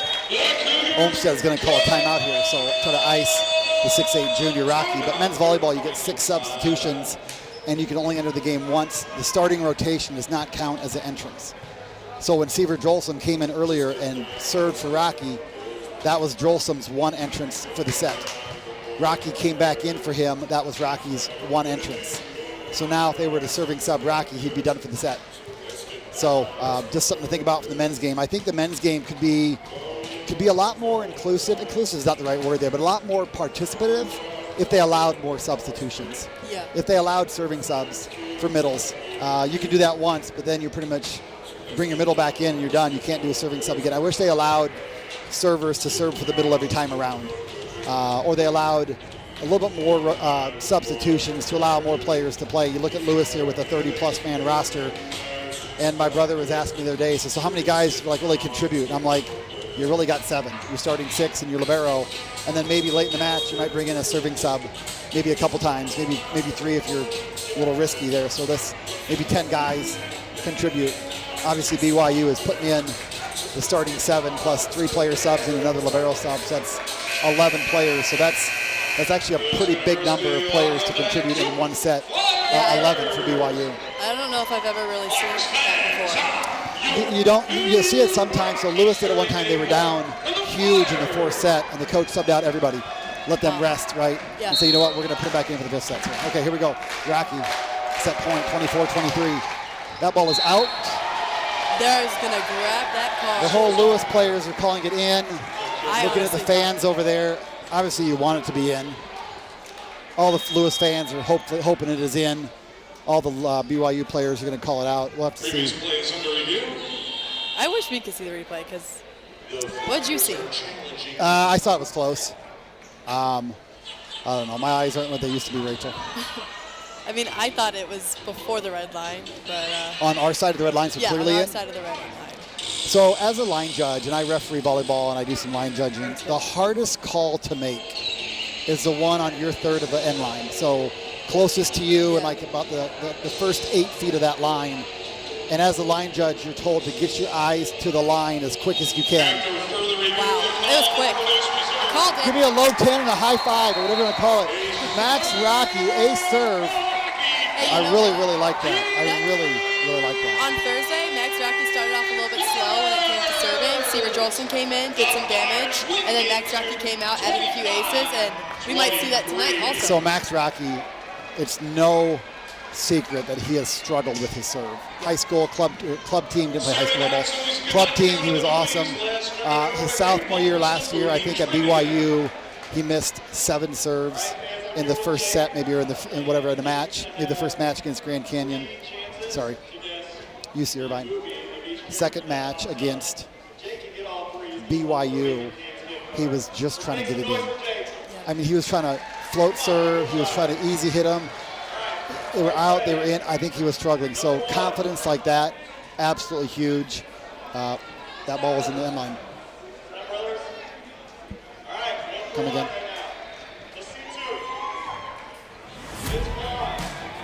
It's game day at Raising Cane's. If you want to order like a champ, forget about X's and O's. The only play you're running is chicken. So what combo are you picking? We've got tailgates of hand-battered, cooked-to-order chicken fingers and cane sauce, and jugs of freshly made tea and lemonade. This season is about to be unbeatable. Raising Cane's chicken fingers, one love.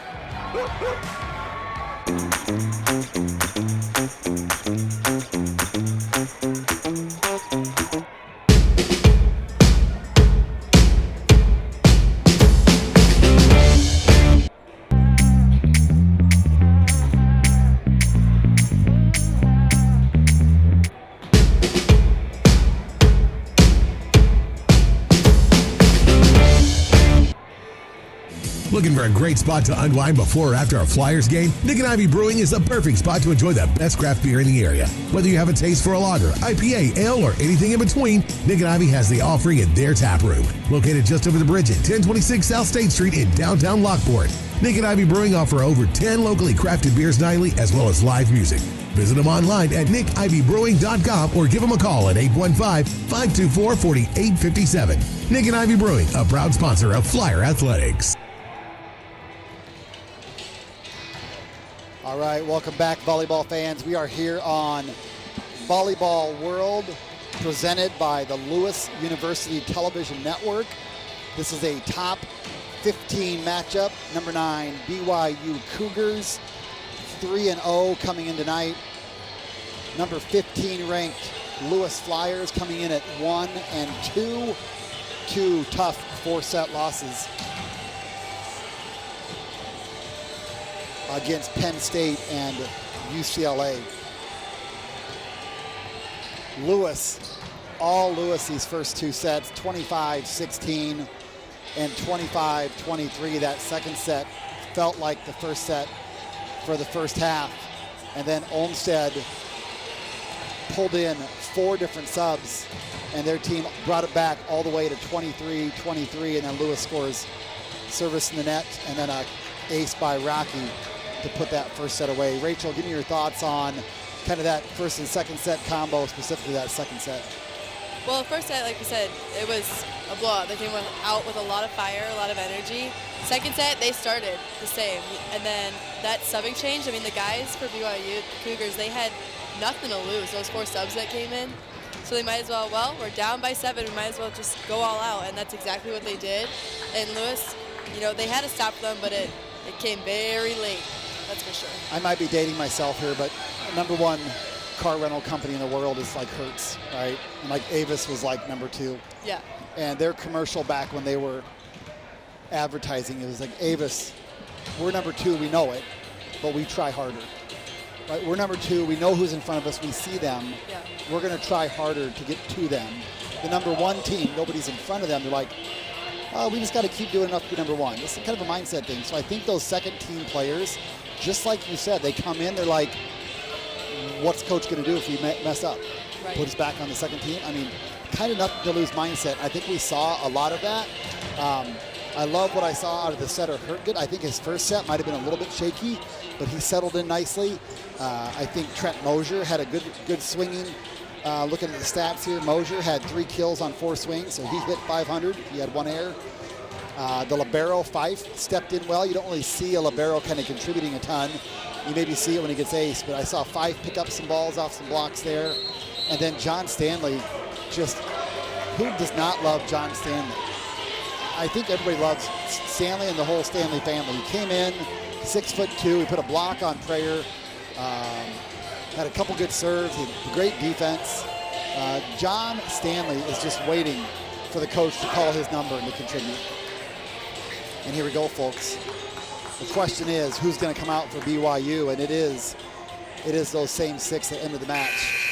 We got Hurtgett setting. Oppo is Trent Mosier.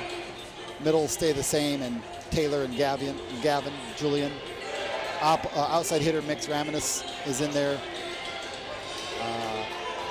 Mosier, Hurtgett, and John Stanley. So John Stanley right at the net, starting out, all 6'2" of him.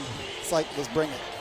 Yeah. And then looks like your libero is going to be number 6, Jackson Fife. So Olmsted, nothing to lose here on set 3. Right, these guys came in with nothing to lose, so now they're down 0-2. They, as a whole team, have nothing to lose, so we'll have to see if that intensity changes coming into this third set. Just counting BYU's numbers here, I see 2, 4, 6, 8 guys on the bench, 6 on the court, so they brought 14 on the travel. So could potentially be some tired legs after playing back-to-back matches, a 5-setter, and then this one here tonight. Raminis going to start out serving for BYU. He'll be serving to the law firm of Paula, Rocky, and Haber. Christian Prayer tucked in the backside there. There's a good look at Raminis. Raminis starts off, and Lewis takes point number 1 right out of the gate. Raminis into the drink. Excuse me. Morgan back to serve, the 6'7" junior setter from Dike, Iowa. Morgan played a little USA volleyball last couple summers, a couple trips down to Cuba. Morgan returns the favor. Tion Taylor back to serve. So many blocks Tion Taylor has. 2 blocks. They came like within the first 10 points of the game, I think, right? Yeah. Held him kind of blockless. Set 2. Rocky hand pass. Back set to Haber. Haber in the seam. That was not over John Stanley. That was in the gapper. And Haber just pounds that down.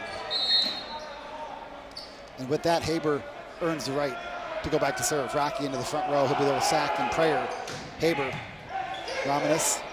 Herget outside to Stanley. Dug up by Paula. This is Morgan. Back set to Prayer. Oh, nice job in the net. Oh, nice job by Herget. This is Morgan with the dig. Paula hand set to Rocky. Rocky with 6 hands. Coach Kirsch looking for a net call. I saw the net moving a little bit, but I think that might have been from an earlier play with the ball in the net. Maybe it might have been Stanley's swing that caused it to bounce. Mosier back to serve, putting Herget into the front row. This is Mosier, Trent Mosier. Paula just passing dimes. Michael Sack. Sean Olmstead takes a dive.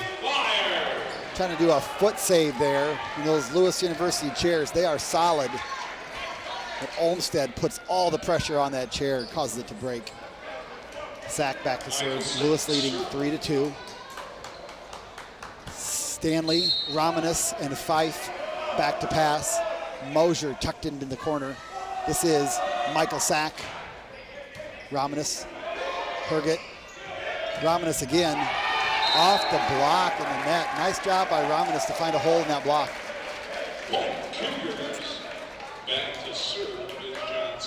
Paula, Haber, and Rocky back to receive this serve from John Stanley. John Stanley is a primary serving sub for BYU. Hard float serve. That was a top spin.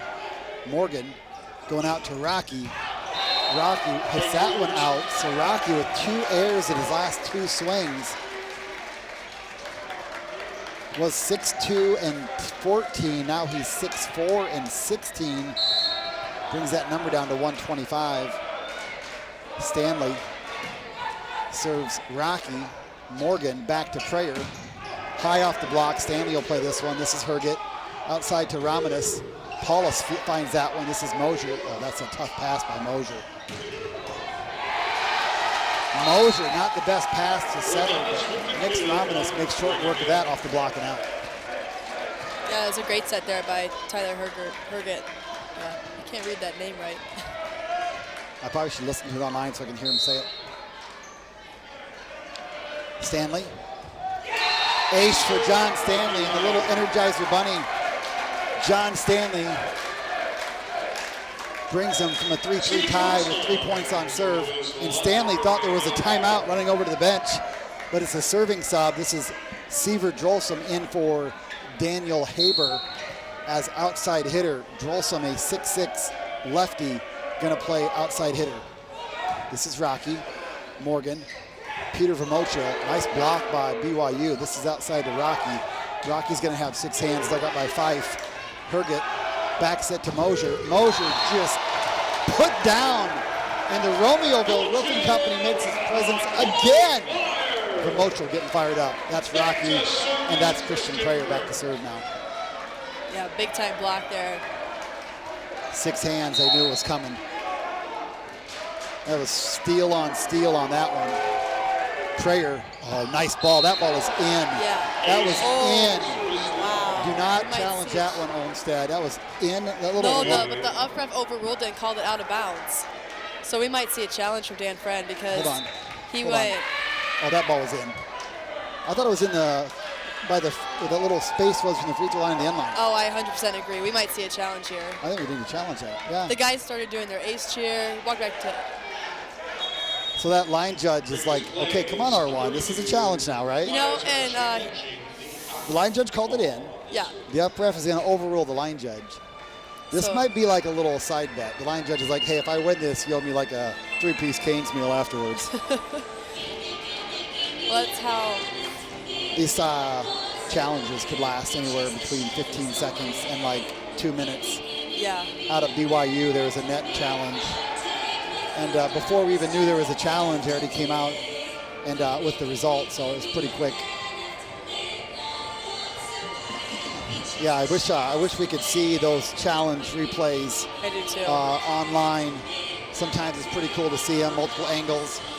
And it's always kind of cool. You see the angles online when you're watching it as a viewer. And you're like, oh, that was clearly whatever, a touch, in or out. And then they come out and they call something different. Like, what? And the announcers always say, well, they have different camera things that they watch than what we have here. Yeah. So if this call is overturned, what's the beef between the line judge and the up ref? Oh, the line judge is like, you owe me that Canes 3-piece. Yeah. Up ref's like, yeah, yep, that's my bad. But And if the up ref is right, he'll just look at the line judge and give him a little side eye and be like, that's right. wake up, man, third set. All right, here we go. The decision has been made. Down ref coming in. If it goes telling on the left. Working crew what happened. Looks like it's in. That ball is in. Line judge walking back. I've never seen him prouder in my whole life. Oh, he looked at the up ref and he kind of shrugged his shoulders like, eh. They smiled. I think he was like, yeah, you get some right, you get some wrong. I would love to interview them after the game on that one exact moment. Yeah, can we get access to the reffing crew after the game? I want to interview them on one specific call. That was fun. That would be awesome. You know, as an up ref, you see sometimes you see different things. As an up ref, I may overrule my line judge if that call is on like his first 8 feet of the end line. But I usually wouldn't overrule him if it was deep on the court like that. Romanis, that ball is out, no touch. Romanis is asking for a touch. He got it. They actually called it already, so no challenge needed. I might have been a little bit slow there. I looked at the line judge, and he just called it out, no touch, and then I don't know who else called the touch there. Well, because it went past the baseline that he's standing on, he has to call based on that line. Yes. So then the other line judge looks at the block. But if he sees a block touch, he can call that too. He's got a couple of responsibilities there. Morgan, Peter Vermocho, and I love that. Last year, Peter Vermocho and Tyler Morgan would admit they did not have the best setter-hitter connection. Agreed. Vermocho, excellent defensive player, excellent able to read the block, be patient as a blocker, move quick when he had to. Offensively, I love seeing the connection there. So Lewis now fighting back down just by 1, 6-7. Iraqi back to serve. A set-ending ace for set number 2, targeting Romanis. Back set to Mosher. That ball is out by a lot. But Lewis in the net. That ball was inside the block and out by probably 5 feet. That is a blocking area you'd love to have back. Herget back to serve. Rocky, Paula, Drolsom now in the serving pattern. High toss. Paula passing dimes. Morgan to Drolsom. Mosher getting amped up on that block. Drolsom trying to tip in the block, and Mosher has quite the elevation. Okay, I want to tape measure on Mosher. He's clearly bigger than 6'7". I agree. Herget back to serve, leading by 3. It's 9-6. That ball might have been a little bit long. Ace serve for Herget. And Sean Olmstead is looking like a genius with this second team that he's brought in here that is just performing so well. And I love the players that they replaced on the bench. The Bensons, the Caponos, Adam, Noah Hain. They are cheering this team on like no other. Herget with another ace. Friend might call a timeout. 11-6 BYU.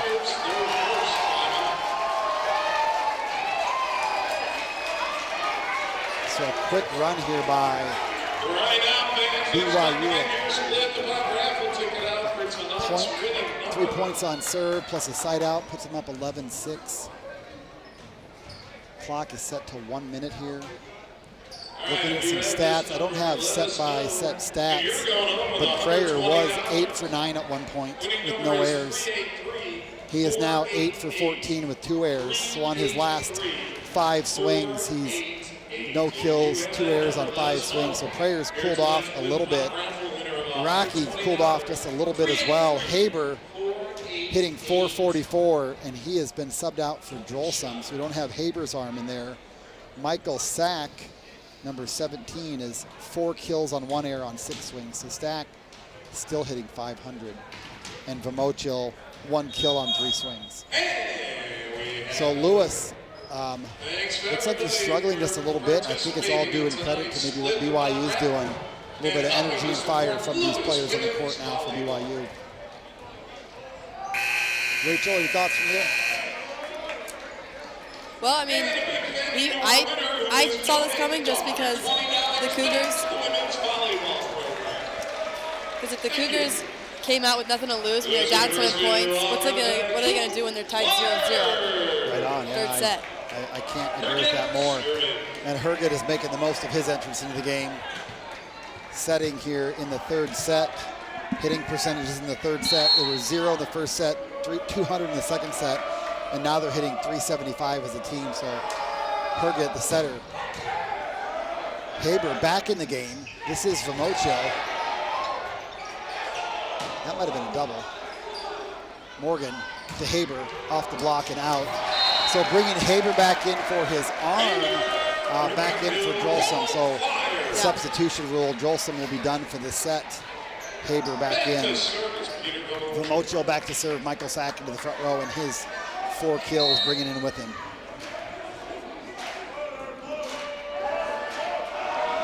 This is Volleyball. Passed up by Fight, that's tight.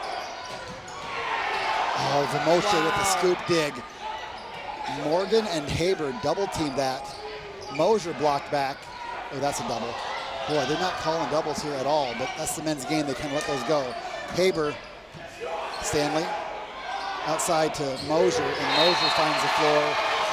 Nice battle by BYU. It felt like they were kind of fighting from behind quite a bit, and Dan Friend is not happy with the lack of double calls.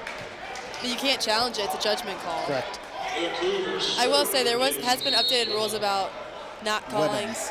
Well, for women's, not calling doubles. So I wonder if these refs, because they do both. The men's game kind of already been like that. They don't call a lot of doubles. They call it when it's like really ugly, but usually they don't call a setter on it. Yeah, usually in the women's game, the rule is if you're setting it to a player, it's not a double. Yeah. If you're putting it over the net, it can be.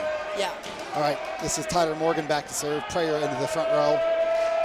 Lewis trails 8-12. Romanis tight pass to Herget. Outside to Stanley. High ball. Rocky's going to dig this one up. Morgan. Sack. Oh, tough play by Tyler Morgan. And Sack couldn't handle that. I wonder if that's a setting error or a hitting error. I feel bad for Sack on that one, if it's a hitting error.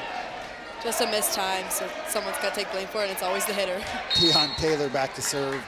Julian into the front row. He'll be there with Stanley and Mosier. Taylor passed up by Rocky. Morgan back to Haber. Off the block and out. Haber as OH1 hitting on the right side.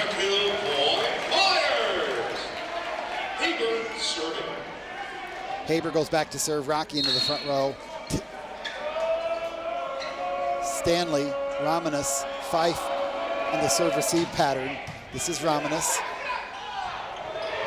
Wow. Good attack by Gavin Julian, another kind of a power dump. Lewis had a player, TJ Murray, a few years back that was notorious for his power dumps. So Dan Friend is probably appreciative of Julian's power dump right there. 14-9, BYU leads. This is Mosier. Paula passing a perfect pass. Back to Prayer. That ball is in. So Morgan working with all of his ammo on that. Great pass. First pass by Nico Paula. Sack back to serve, down 4. BYU with a 4-point lead, 14-10. Volleyball into the front row. This is Michael Sack. Romanis. Gavin Julian pulls out the shotgun on that one. Full swing by Gavin Julian. Number 10 for BYU with his 4th kill tonight. Pushes their lead to 5, 15-10. And it feels like BYU is building in some momentum on this set. Yeah, Herget's doing a great job of spreading the offense. Stanley passed up by Rocky. Back set to Prayer. That ball is out, no touch.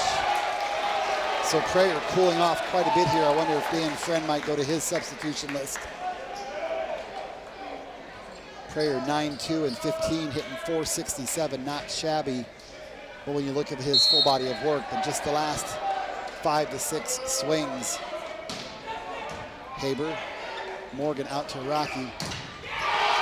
Rocky, a little bit of a delayed approach on that, kind of lost his footing, and Julian and Herget take all of that.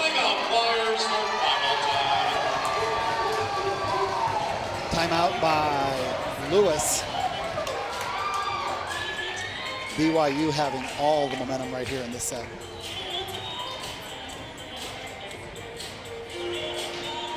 So 17-10 here on the reset. Lewis takes set 1, 25-16. Takes set 2, 25-23. Third set statistics here. BYU hitting a cool 375. Lewis hitting a flatline 0. 3 aces and 2 blocks for BYU in this set. 1 ace and 1 block for Lewis. So the hitting percentage is the story of this set. And I think it starts with some defense at the net. 2 blocks, but we don't keep block touches on stats, but they are just as valuable as a block, because a good block touch can turn into an easy dig and an in-system attack for the offense.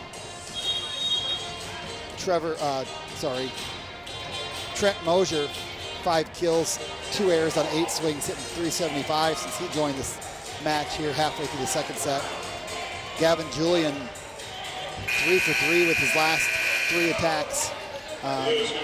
Tion Taylor still just 1 kill and 3 blocks now for the night. So Lewis down by 7. This feels eerily similar to the first 2 sets, but in reverse. BYU flexing their muscle, and everybody knew that they had fight in them, and this is going to prove it. Stanley, passed up by Haber. Morgan out to Rocky. Rocky with the tip. Mosier gets it. 5 picks it up. This is Romanis. That ball is out, no touch. Romanis going for high hands on that big block in front of him. Prayer goes back to serve. Morgan into the front row for Lewis. He'll be there with Vermochel and Rocky. BYU passing Romanis, Fife, and Stanley. This is Fife. Nice pass by Fife. Back set to Mosier. Dug up by Paula. This is Morgan back to Prayer. Prayer off the block. Stanley 10 feet deep off the court. Morgan picks this up. Haber off the block and out. And Haber option play. He takes option 1, which is me. Love it. Nice job by Dan Haber. Trying to spark some energy, get these Flyers back in it. Something. Get more energy on big kills like that and big blocks. So we'll see if Peter Vermochel can bring some energy into the net with a big block here. Morgan and Rocky will be on his flanks. Wow. Paula, Morgan, back to Prayer. That ball is down for the kill. Prayer must have heard me talking about his recent stat line. He says, I'll fix that for you. And timeout for Sean Olmstead. BYU's 7-point lead dwindles down to just 4, and Christian Prayer from the service line doing some damage and putting pressure on BYU. Yeah. Your thoughts, Rachel, on the last 2 points here for Lewis? Well, Christian Prayer has gone back to serving. He's got nothing to lose. He's just ripping them, and they've been working really well. Tyler Morgan sees that. He's like, fine, hit this ball then. Sets him, and he just absolutely pounds it down, and it's just great to see. I would say when you look at stat lines, you will hardly ever see a player with more service aces than errors. It will always be more errors.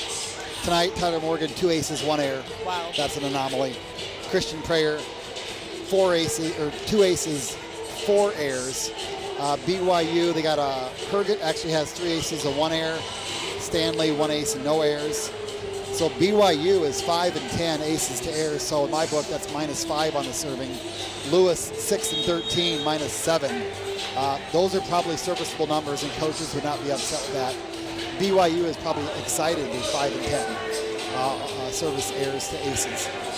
But the one thing you don't see is you don't see the service pressure that a team puts on another team. You get a serve in, it gets passed up. Is it a good pass? Is it a bad pass? That right there tells you how much pressure you're putting on them. Aces are an absolute number of pressure. Right. Bad passes by a passing team are kind of a non-absolute gauge of service pressure. This is Christian Prayer, trailing by 4. Nice ball by Prayer to get that in after the timeout. Outside to Romanis, blocked back, dug up by Stanley. Middle attack. Gavin, Julian, Johnny on the spot. as a middle, your only job is to be ready every single time to hit and block every single ball. That's all you got to do. And then you might get set 1 every 10 times. So Capono Brown putting on his serving substitution hat, coming in for Julian. I like this move by Olmsted. Capono Brown, 1 ace and 1 error. They came off his first 2 serves of the match. He totally took something off that. That was not a Capono Brown serve. He took something off it, put it right into the drink, and Rocky goes back to serve. Capono Brown's gonna be like, oh, I want that one back. He totally wants that one back. So Lewis trails by 4, Rocky back to serve. A lot of room short in the court here. Rocky, ooh, a little bit of a tight toss here.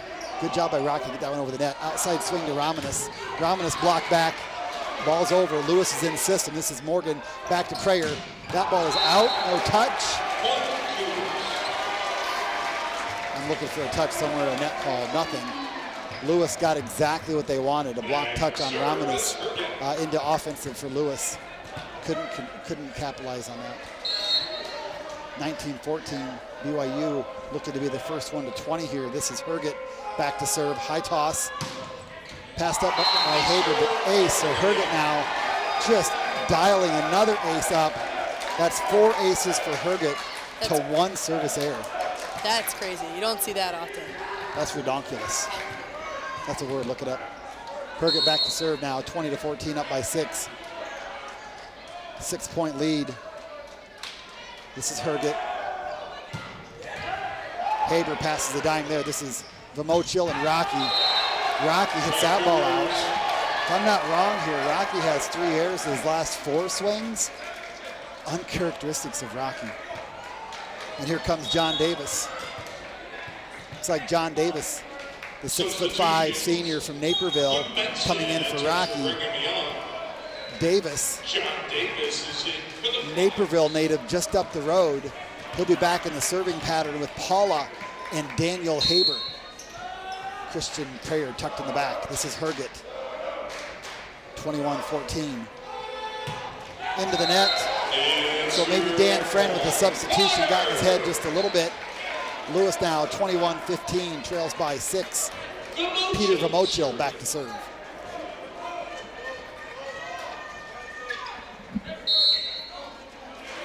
Stanley, Fife, and now Luke Benson is back in the game. That ball is out, and Benson is in for Romanis. I didn't see that. Benson sneaks in for Romanis as OH1, and Benson back to serve. Romanis. Benson passed up by Paula. Morgan has to go get it. This is to Prayer. Prayer dug up by Herget, and Herget's doing it all. This is John Stanley. Thrown back by Sack. Another tight ball. John Stanley. Oh, we're going to live to play this one here. Nice job by Lewis. We're going to play this one out. Davis to Haber. Haber blocked out. Point for Lewis. Looks like there was a questionable play during that. Not sure if Sack at the net had a couple contacts. BYU is, Mosier's talking to the coach about what he saw. Olmsted's going to talk to the down ref about what he might have seen. Down ref is like, I didn't see anything illegal. Yeah, maybe because so Olmsted does not even grab the green challenge card, but verbally tells him he's going to challenge, and I guess that'll work. So I think Olmsted is going to challenge a touch. And the touch could be, did Sack touch it after he touched it once? So I know, he pointed to the net, but I was thinking maybe because Haber chicken winged the ball and then they went to joust, and if he touched it first, that's technically a double contact. If he touched it first, yes. But if the other player touched it first into the double block, then that's all good and well. So yeah, we're going to, this is interesting what he's challenging. So he's challenging a touch call. So you almost got to go back and say, okay, Haber touched it. And then now the next contact, that's what I'm challenging. Who touched it first?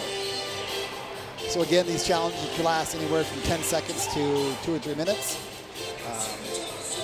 Right now, BYU is up by 6. If they win this challenge, they go up by 8. 22-16, it could be.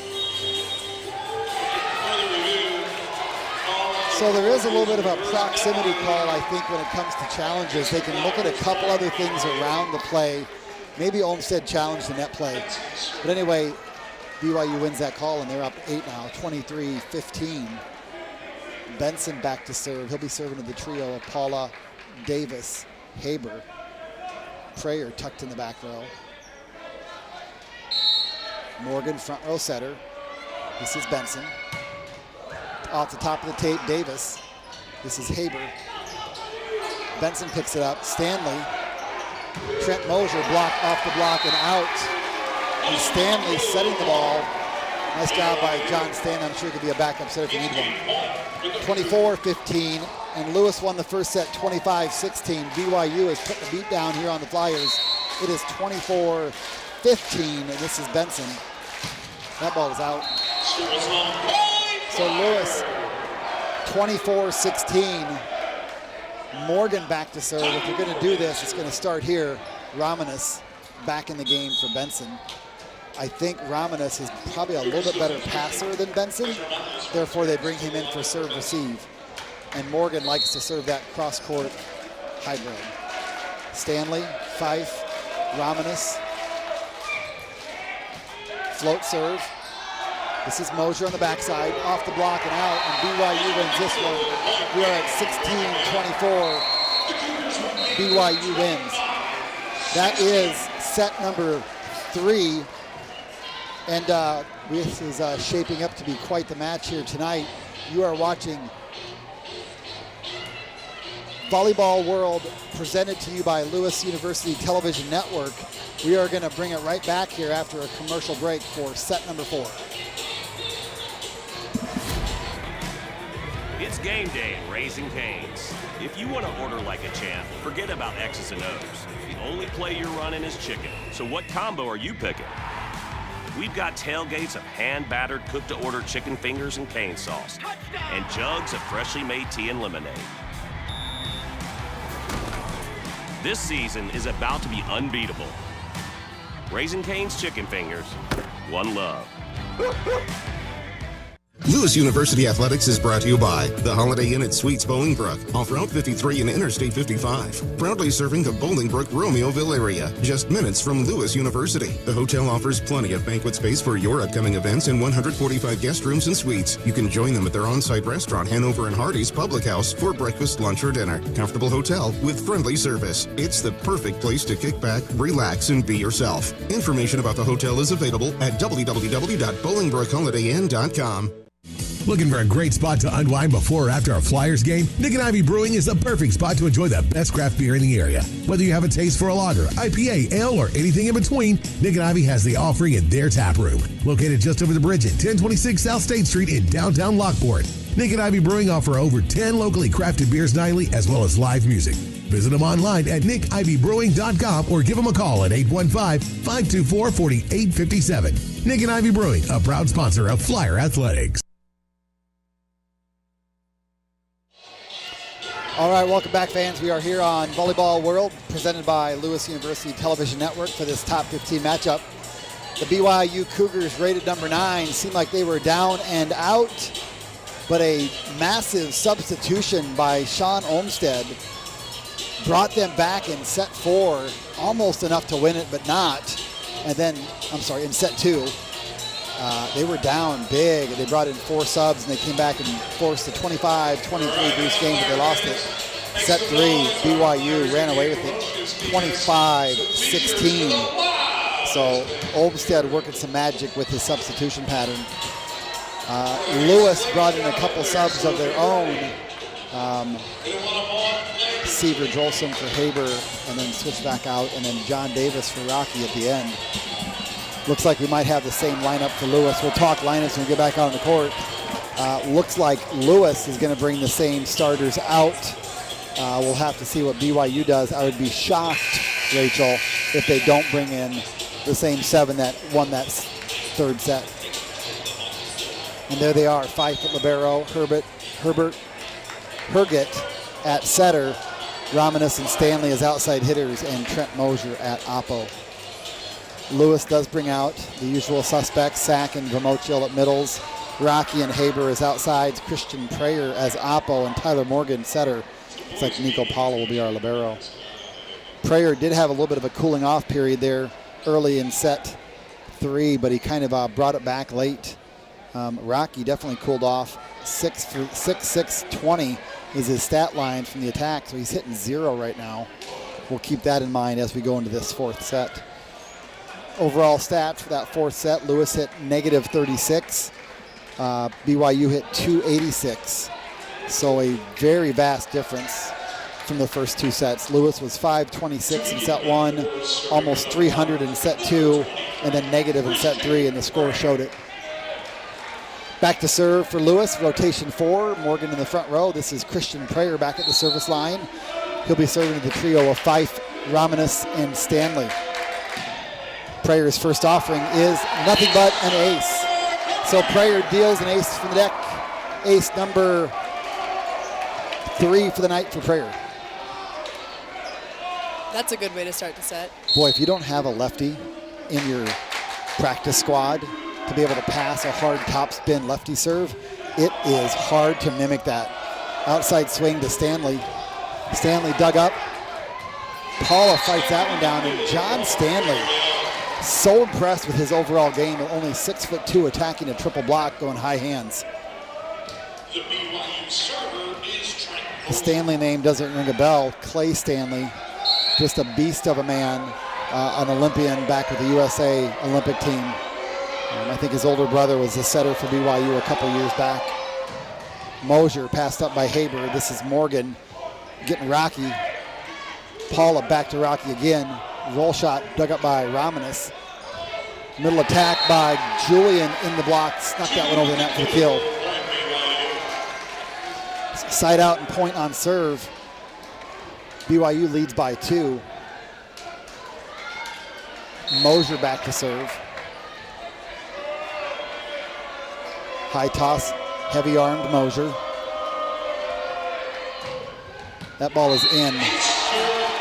It's in by about a foot. Good foot that was in. I think Mosier took a little bit of something off that and let it bring it down to the last second. Mosier, 6'7" sophomore from Gilbert, Arizona. Played a little USA volleyball action in his career. Now he's donning the blue and white of BYU. A little bit of a low toss there. Morgan, this is to Prayer. Prayer blocked back. And that is John Stanley getting his hands in all the action. 4-1, Stanley and Julian with a combo block. Julian now racking up 2 blocks on the night. Stanley with 2 as well. Mosier with a 3-point lead, 4-1.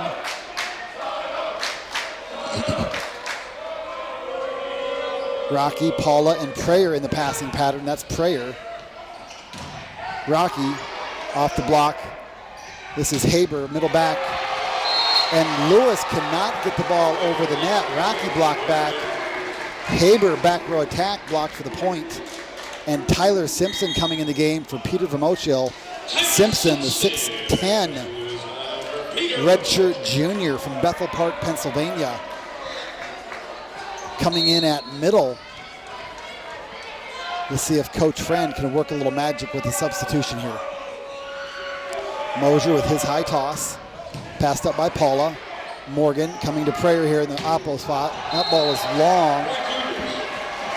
And Dan Friend calling a timeout here. 6-1, BYU is exerting a lot of pressure here early. And John Stanley, all 6'2" of him, is just playing a masterful game since he's been given the call up from Coach Olmstead to step on the court. Rachel, your thoughts?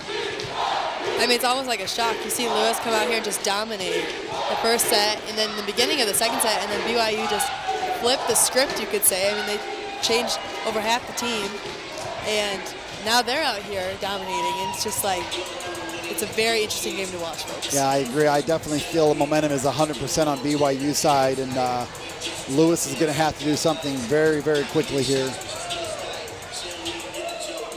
Lewis is going to have to do something very quickly here in order to right the ship. This could get out of hand early.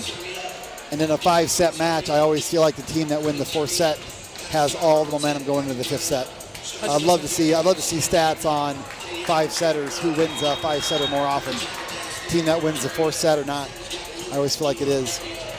And especially in a 5-setter that's a reverse sweep, If you can win set 3 and set 4, that's a big, big momentum into the 5th set. So I'm already looking into the 5th set, but we still got a whole 4th set to go. 6-1 BYU lead.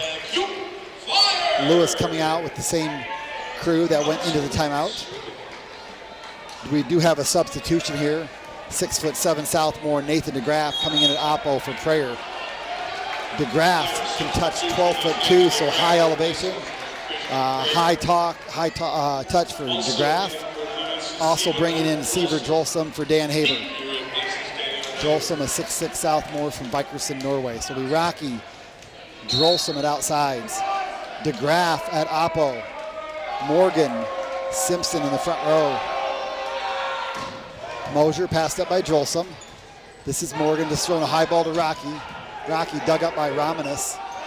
Julian dug up by Rocky and Paula sending it over. Free ball for BYU, and this is Romanus out of the back row. And Drolsum, just a masterful dig. This is tight to Rocky. We're live here, folks. Romanus digs this one up in system. Julian blocked by Simpson. Fife to Stanley. Tip over Morgan. Paula, this is going to Rocky. Off the block. Romanus digs it. Huge play here. Mosier off the block and down. And BYU is winning all the long rally points. Yeah, you see Tyler Morgan on the screen in a second. He's talking to the up ref how that, a double contact wasn't called on, number 10. So the referees have headsets, so they can hear what's going on here. If they want to challenge it, they can challenge it. So Morgan's going to go back to Coach Friend and describe to him what they saw on the court, what they called as a refereeing crew. And then Dan Friend is like, I might want to challenge this. Yeah, if it is challengeable, I'm not sure. I've kind of lost count of my challenges. I'm not sure how many they have left over. Friend's going to the card. He's going to challenge this. So he's challenging a touch contact call. So the BYU fans over here behind the BYU bench have a little BYU chant they're doing. Herget heading over to the up ref to kind of get his interpretation of what's going on. Lewis needs about anything they can do to stop this BYU run.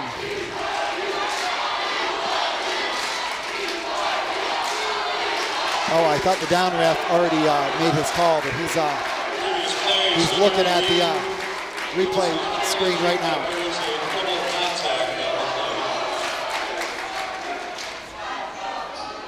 Quite a rowdy gym tonight. Well, you have the BYU fans chanting BYU, and then you have Flyer fans chanting Let's Go Cougars. I wonder what that's all about. So you can see a picture of our down ref checking out the replay. I believe that's an iPad he's going to check out on, probably able to zoom in if he needs to. Yeah, down reffing is a much different job today than it used to be. Got to know the technology to run the replay machines.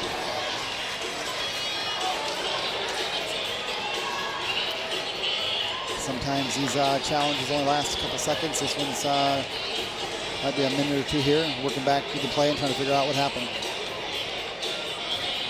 So Lewis again, their substitutions. It was Drolsum for Haber as one outside.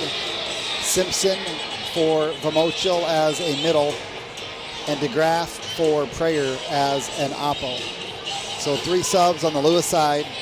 4 subs from the initial lineup on the BYU side. Again, the BYU team is playing inspired, fighting all the way back in set 2 after being down big and almost pushing that set to extra points, losing 25-23.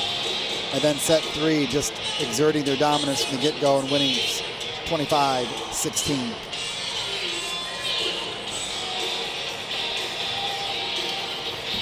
So again, these challenges might take a little bit longer. I'm not quite sure about the proximity concept I was talking about earlier, but if you challenge a touch at the net or an out call, I always feel like some reason the referee can look at like both of those scenarios, both the touch at the net or if it was in or out. So I kind of feel like there's like that proximity of the play that you can challenge. Plus it was a long rally, so he's got to go back to make sure he's looking at the right part of the film because you don't want to waste a challenge. Right. Here we go. Decision has been made, telling the scorer what happened. Stepping on Lewis's side of the net, so point for BYU.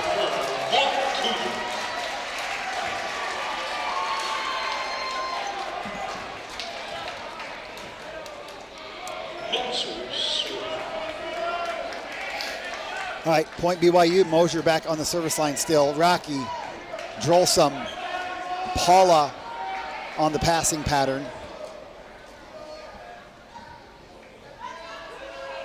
2 challenges, I think. The down ref just said 2. I don't know if you used 2 or you have 2 left. Yeah. I think you would tell him how many you have left. So Mosier, high toss, passed up by Paula.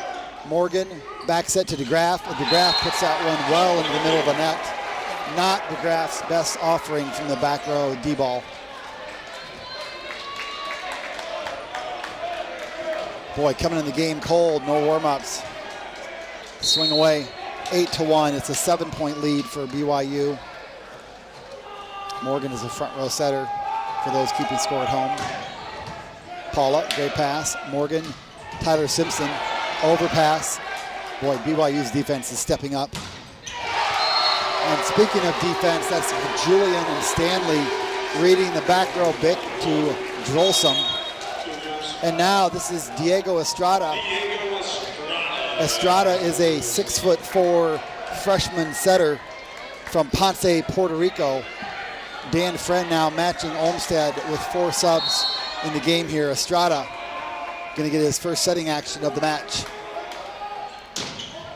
Rocky over by Simpson.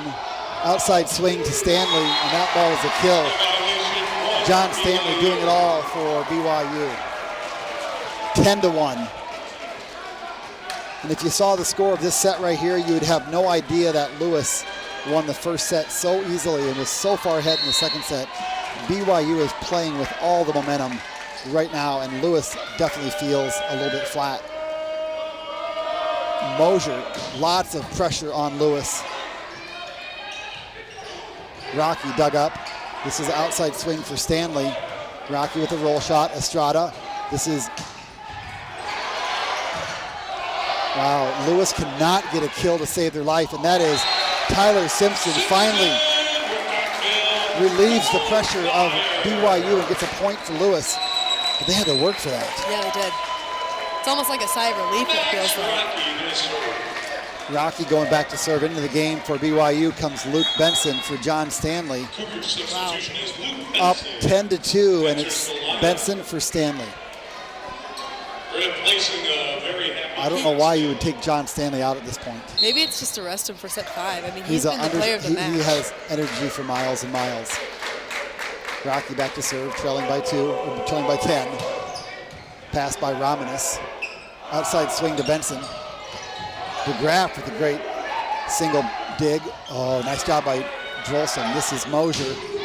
Mosier through the block. Mosier swinging with extra confidence on that one. Mosier, 8 kills, 2 airs, 14 swings. Make that 9 kills when my stats update.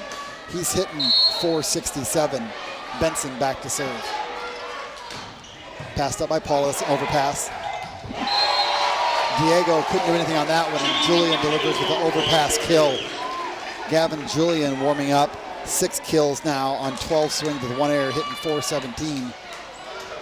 Check that, that's going to update. Benson back to serve. Drolsum. That ball was passed out. Ace for Benson. Dan Friend asking for his second timeout of the set. And it is 13-2. Lewis cannot do anything right. Shoulders down. As a Lewis fan, I am extremely nervous right now. Yeah.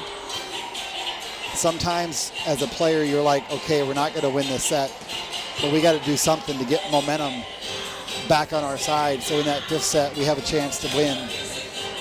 I'm not quite sure I'm thinking that yet, but 13-2. At what point do you say, you know what? Let's play for the 5th set and let's get some energy there. I mean, the guys did their homework. They came out with all the starters. They knew what to do. They knew how to stop them. And then, you know, Coach Sean Olmsted, he put in his backup guys. And right on. Flyers cannot find a stop for it at all. There's a book I read called Tale of Two Cities. It's a classic. And I think it's like a Tale of Two Cities is like a saying about night and day. And, you know, and I think this game right now is a Tale of Two Cities. His first city being sets 1 and half of set 2. And the other side of that being the rest of the match since then. Yeah. So Lewis hitting minus 250 so far in this set. BYU hitting 500. Those numbers tell the story. Haber's going back in for Drolsom. So Rocky and Haber is outside. Tyler Simpson is one middle. DeGraff still tucked back in the back row there as Oppo. Diego Estrada, 6'4" freshman from Ponce, Puerto Rico, into set. This is Benson. He'll deliver it from the service line. That ball is out. So Dan Friend, 1 point off the coach's point. Tyler Simpson back to serve. Serves a high contact float ball. Michael Sack at the net. Affectionately known as Second Mouse back to serve. This is Simpson. That ball is long and out. 14-3 BYU. Tion Taylor back into the game, into the front row. Julian back to serve. Julian with 5 blocks. Taylor with only 3. Wonder if Taylor's going to try to show him up a little bit here. Estrada, Sack, a little bit off the net. Nice dig by Julian. Tion Taylor blocked back. This is going out to Romanis. That ball is dug up by Rocky off the backboard, and we're going to play this. Paula sends it in. Rocky sends it over. Lewis is going to have to win this point on defense. Romanis blocked back. Net call on Michael Sack. Not sure if that ball would have been down. I think BYU is back there going to get that dig up. Yeah, I agree. But great hustle by Nico Paula.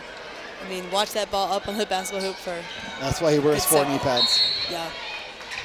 Julian back to serve, 15-3. It's a 12-point lead. Hand pass by Rocky. Estrada out to Haber. That ball is in. Both referees call it in. I thought it might have been wide. I saw the referee on my right call it in, and I thought the referee on the left, I looked over to him. I was wondering if it was going to be out. So Diego Estrada back to the service line. Nathan DeGraff into the front row. I think Estrada serves a hard float. Passed up by Romanis.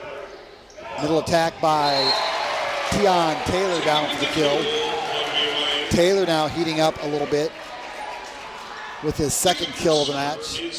Sorry, that's not really heating up, but he had 1 kill through 4 sets, and then now with the second kill. Herget back to serve. Mosier into the front row. Herget into the net. Lewis thanks him because, boy, he went on a service run early a couple times on set 3. Haber back to serve for the Flyers. Romanis, Fife, and Benson now in the game. As I mentioned earlier, back to serve pass. Haber targets Fife. Back set to Romanis. Boy, Romanis. Wow, great nice job by back set to DeGraff. DeGraff puts that one in the net. Kind of a low set from Estrada, but I still expected Graff to a little bit more than that. I think DeGraff's a little frustrated with himself. Yeah, keep it in play when you have great hustle play like that. Keep the ball alive. I think Lewis is in rotation 5. Is Estrada? No, Estrada's back row. They're in rotation 2. Rocky with the single hand pass. Estrada, this is Rocky. Kind of unorthodox. This is a high set out to Benson. Benson off the block and out. Nice job by Benson using the Lewis blocker. 18-5.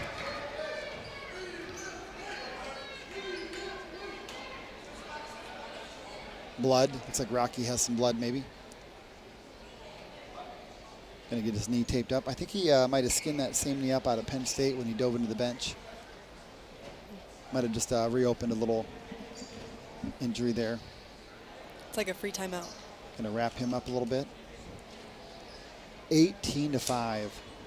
Man, that got out of hand in a hurry, as Ron Burgundy would say. That escalated quickly. So I don't know what Sean Olmstead saw there in that second set, but whatever he did, he saw the right players put on the court, and they have, ever since then, they have been on a roll with the side of butter. Got a little Lewis chant from, I think it might be a girls club team, maybe behind the BYU bench. And the Lewis bench jumps in with them. Rocky back on the court. It'll be Rocky and Haber. I love how Vomochel is out there in the huddle talking. He was a starter. Simpson's in for him. Prayer back into the game. Looks like DeGraff is not going to have an opportunity to kind of improve those couple swings he had. And Friend is hopefully maybe going to get Prayer a little bit of mojo here, maybe for momentum to go into the 5th set. I'm almost writing off this 4th set if it sounds like it. Maybe I am. Rocky, good pass. Estrada, this is to Rocky. Has to tip it over the block. Nice job. Pick that up by Herget. Benson, dug up by Paula. This is Estrada, way high ball. This is Rocky, just going to have to pass it over. Fife, Herget, back set to Mosier. And Rocky and Sack. Blocks are momentum builders. They really are. I mean, Max had all of that, but you got to give Sack. He dove there last second, so he gets Sack, I'll take half. But I felt that was all Rocky. Nice job. Mosier has been a big power swinger since he entered the game. Nice to get a block on him as a Lewis Flyer fan. There's Sack. Sack puts that in the bottom half of the net. Not his best offering from the service line. Trent Mosier, 9 kills, 3 errors on 16 swings, hitting .375. Looks like we're going to serve receive 4 people in the pattern with Prayer. This is serving sub Capono Brown. Took something off his last serving sub in the 3rd set and put it in the net. We'll see if he can remember that and learn from that. Great job by Haber. Estrada out to Rocky. Rocky high elevation. Rocky with a touch off the block and out, swinging some high hands. So Rocky seemed a little bit more intentional, a little bit more energy on that swing. Yeah, he's trying to get anything to go for his team. Tips don't give you a lot of energy. Boy, I tell you, a big power swing off the block, an ace serve, always nice. But a big block and a big defensive play is what brings the energy. Prayer. Great serve. Benson tracks Even that one out. better This is hustle Fife. play. Paula, platform pass Estrada. Prayer, that ball is down for the kill. Boy, I tell you, Estrada had all guns loaded on that one, and he picked Prayer from the back row. Estrada, front row setter. Simpson in the middle, Rocky on the outside, and Prayer delivers. Kill number 11, leading Lewis. Haber with 10. Yeah, if he couldn't get that ace, he's going to get that kill. Prayer into the net. BYU, the first team to 20 to 8. Let me do my math quickly. That's a 12-point lead late in the match. Mosier doing damage from all places on the court. Aces, Mosier has 1 ace, 1 service error, but he has been putting a lot of service pressure on these Flyers. That ball in the net. Now Sir Jinx, I'll do it every time, thank you very much. Back to serve, Max Rocky. Haber into the front row with his 10 kills. And 1 ace. Rocky back to serve. 7 kills on 6 errors, 31 swings, 1 ace. Into the net. I think coach is wanting to go out guns a-blazing. Yeah. I always tell my team late in the set, if you're down big like this, do not give them any energy plays. Don't give them an easy ball that they can turn into a big kill. Luke Benson with an ace. Found the seam between Rocky and Paula. That might be a team ace. I think an individual ace is when you actually touch it yourself, but if nobody touches it, I think it turns into a team ace.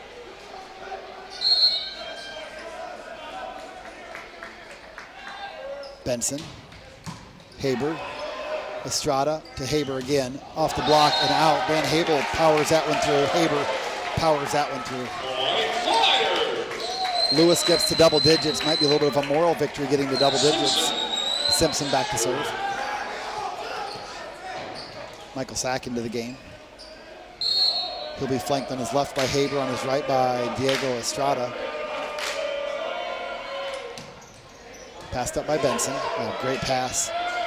Mosier sneaks that one through the block. Haber and Sack not quite pressing over. And in the game for Gavin Julian, serving sub number 14, this is Ian Not So Little.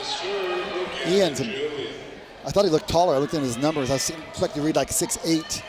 Ian Little, 6'5", sophomore from Temecula, California. Little back to serve. Looks like he's a lefty. Rolls it in short. Rocky picks it up. Estrada to Prayer. Prayer just demolishes that one. Unloads. Nice set by Diego Estrada. Price back in the game. Benson and Romeoville will join him in the passing line. This is Estrada back to serve. Prayer, the oppo, moves into the front row. He'll be there with Haber and Sack. This is Diego Estrada. LPR, affectionately known. Estrada serves that long, 24-11.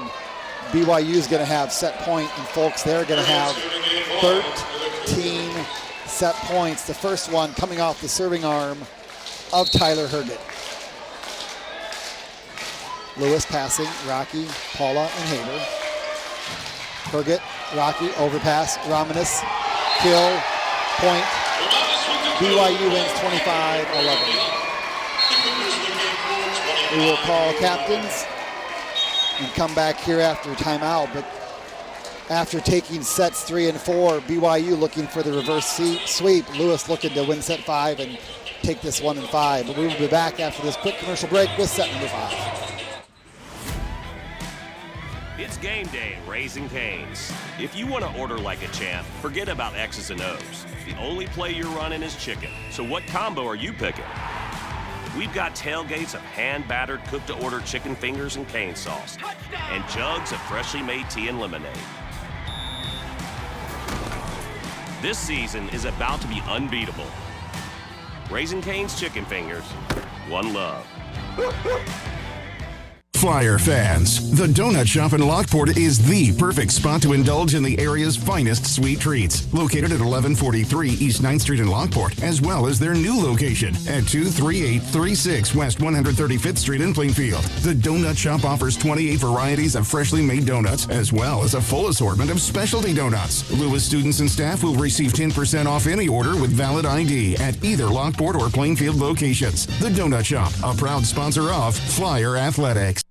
Looking for a great spot to unwind before or after a Flyers game? Nick and Ivy Brewing is the perfect spot to enjoy the best craft beer in the area. Whether you have a taste for a lager, IPA, ale, or anything in between, Nick and Ivy has the offering in their tap room. Located just over the bridge at 1026 South State Street in downtown Lockport. Nick and Ivy Brewing offer over 10 locally crafted beers nightly, as well as live music. Visit them online at nickivybrewing.com or give them a call at 815-524-4857. Nick and Ivy Brewing, a proud sponsor of Flyer Athletics.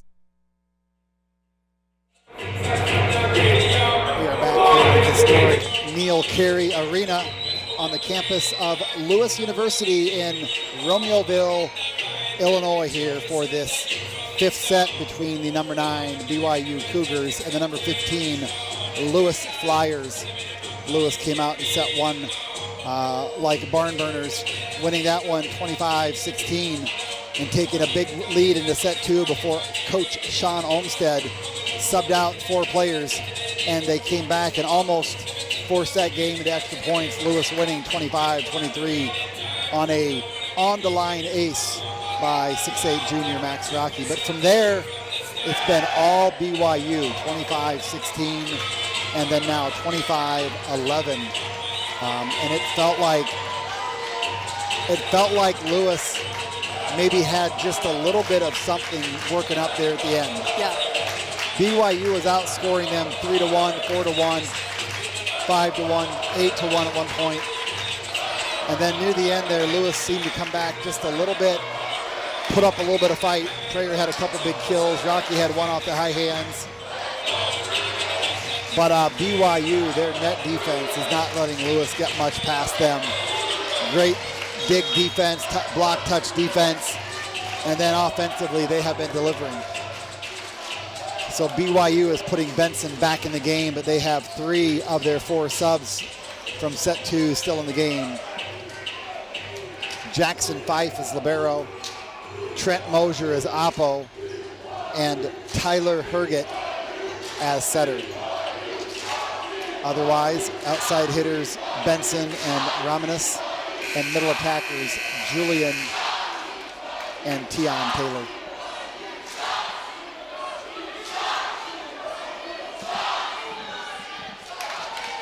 Lewis will be serving with number 23, Christian Prayer, They are in rotation 4. Lewis with Tyler Morgan, Dan Haber, and Tyler Simpson in the front row.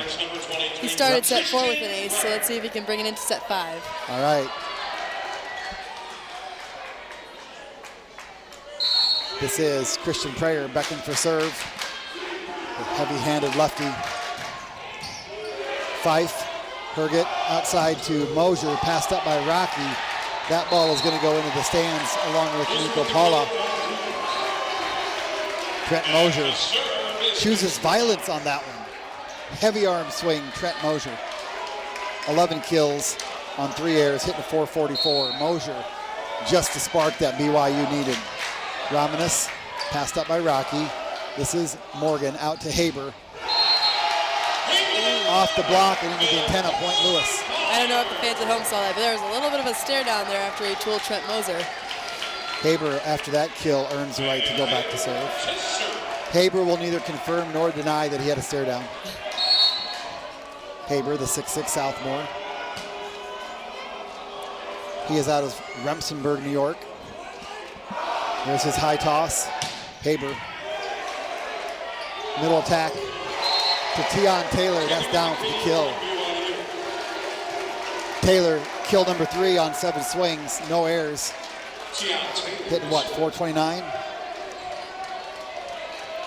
Let me see my stats, recalculate here. 3 on 7. Taylor earns the right to go back to serve. Julian back into the front row. Paula, platform pass. Morgan to Rocky. Tip over, dug up by Herget. Romanis, hand set to Mosier.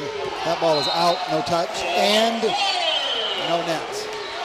Earlier, Mosier hit one wide like that, and we happened to be in the net. Yeah, Tion Taylor 3 for 7, no errors, 429.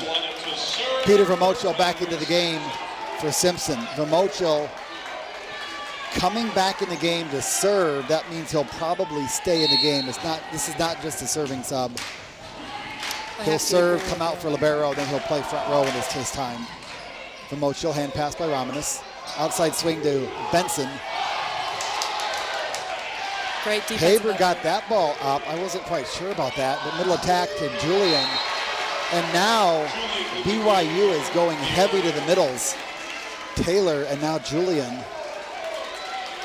And Mosier back to the line. Lewis needs to make quick work of Mosier's service to not let this one get out of hand. Mosier did some damage in set 4 early. High toss from Mosier. That ball is long, and that might be the best thing in the world for Lewis. Yeah, big break. And they knew just how important that was. Yeah, he went on a huge run in sets 3 and 4. Wasn't it 8-1? Something like that, and I think he and went we called like twice. 9 timeouts and couldn't stop him. Exactly. Maybe 8. Tyler Morgan back to serve. He is back in for Estrada at the setting position. Prayer into the front row. This is Morgan. Top of the tape, passed up by Romanis. Luke Benson blocked back by Prayer, and Fife does a great job of picking that up. And now the referee calls a double. Olmsted not arguing. It was pretty ugly. But I think in the third set, there was probably 2 or 3 balls like that too. So yeah. Judgment call. The referee calls what he wants. That's his call. Can't challenge it. Morgan back to serve. Lewis up 4-3. Short serve, passed up by Romanis. Outside swing by Benson. Roll shot, Rocky picks it up. Morgan's gonna have to go to Prayer. That ball is out. No net, no touch. Prayer probably could have done a different swing than just full power on that. It was a low set, kind of a surprise thing there, but Benson back to serve, tied at 4. Lewis in rotation 1. Morgan is a back row setter. Christian Prayer swinging on the left. Rocky will be on the right. Paula, high ball to Morgan. This is going to Rocky behind his head there. Rocky pushed over Benson. Wow. Kind of an easy ball to Benson. I'm surprised he wasn't able to handle that. Benson could not be more upset with himself. Even with the tip, Max Rocky still brings the heat. Wow, I tell you. And who should Rocky probably target on serve right now? Probably Benson. He's probably thinking about that. He's talking to himself. Rocky back to serve. Benson, Fife, and Romanis. And he did just that, and Benson passes the dime. Back set to Mosier. Mosier sneaks it in the block again. Inside the block and out. Benson is playing a spirited oppo for BYU. Sorry, not Benson. Mosier, my bad. Sorry, Mosier and your entire family lineage. Apologize for calling you Benson. Julian back to serve. Tion Taylor into the front row. Lewis tucked up short. This is Rocky. Morgan out to Haber. That ball is over and out. Double contact on the dig, but it's legal. It's okay when you do it in one motion. Yeah. 6-5, Lewis up by 1. Yeah. Both teams are a third of the way there. This is, we're more than third, sorry. Check your math. Well, we're just a little bit more than a third. Well, yeah. I got you. Romanus, Herget, and that was Haber's ball. Haber is the outside hitter in the front row, has to identify a front row setter. Herget, nice job. I think I called him Herbert again. I hate myself. Herget, and I'm probably even pronouncing it wrong. It's probably like Hergé or something like that. It could be. Do we have a pronunciation here, Herget? Nope. Herget back to serve. Rocky, this is Haber going to help out here. Tight ball, overpass. BYU going back to Mosier. That ball is in. Mosier is the firepower that BYU has been looking to since he came into the game. Now Mosier, 13 kills, leading everybody on the court. Is that number 14? That is kill number 13, tied with Haber. They're both hitting the exact same. 13 for 21 with 4 errors on both sides of the net. This is Paula. This is Morgan out to Haber. That ball is a touch. Yes. Going after Benson. So Haber now one better than Mosier. But Mosier playing a man's game over there. And wait we are back to the serve rotation. One time around, and it's 7-7. Prayer back to serve. Let's see if he can put a little pressure on the BYU passers. Good toss. And Benson with a great ball. This is Mosier outside, blocked back. BYU is going to be in system. This is outside swing to Mosier again. Again, Mosier sneaks it inside the block. I think our block is jumping just a little bit too early. Pressing, and then as they're coming down, they're pulling your hands back, and that when the ball gets in the block there. So they got to time it with Mosier to drop a little bit later. I think his hang time is catching them coming down. So we are at 8-7, folks, and yes, we switch sides between sets, and we switch sides at 8. This is all pre-COVID stuff that didn't happen during the COVID years. So Prayer with the serve, Mosier with the point, 8-7. Brahmanis back to serve, Lewis passing Paula, Rocky, and Haber. All the teams are set on their sides of the court. Here's Romanis. Rocky, oh, great pass by Rocky. Wow, and that is the quick 1-2 combo out there. You want to spark Morgan, some momentum. Vermocho draws in both blockers, and Haber just bounces it. Yeah, I mean, he megs Herget. It goes right through his legs. Well, can you say that on the air? I know you mean. We're all soccer players at heart. Yeah. Haber back to serve now. Him and Mosier both with 14. Sorry, Haber with 15. 8-8. Haber will be serving at Benson, Fife, and Romanis. Haber putting a little bit of extra mustard on that, but hits the net. Tion Taylor serving sub, Capono Brown in for him. Lewis is going to be passing 4 now. They're bringing Prayer into the service pattern, serve-receive pattern. It'll be Haber, Prayer, Paula, and Rocky. This is Capono Brown.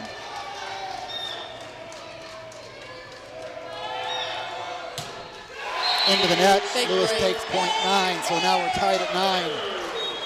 So Capono Brown definitely struggling.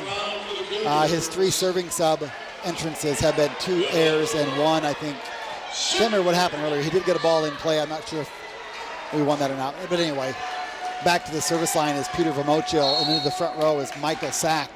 He'll be there with Morgan and Rocky, 6'7", 6'8", 6'9". That's 20 feet of human. Vermocho. Outside swing to Benson. Block and dug up. Haber's going to send it over. In system, Lewis is going to have to do something here. That ball is out, no touch. We do have a touch on this line judge over here. Touch by Lewis. I thought there was a touch, and when the other line judge called it out, I was hoping there would be no touch call. So trading points, 7-7, 8-8. Look who's at the line.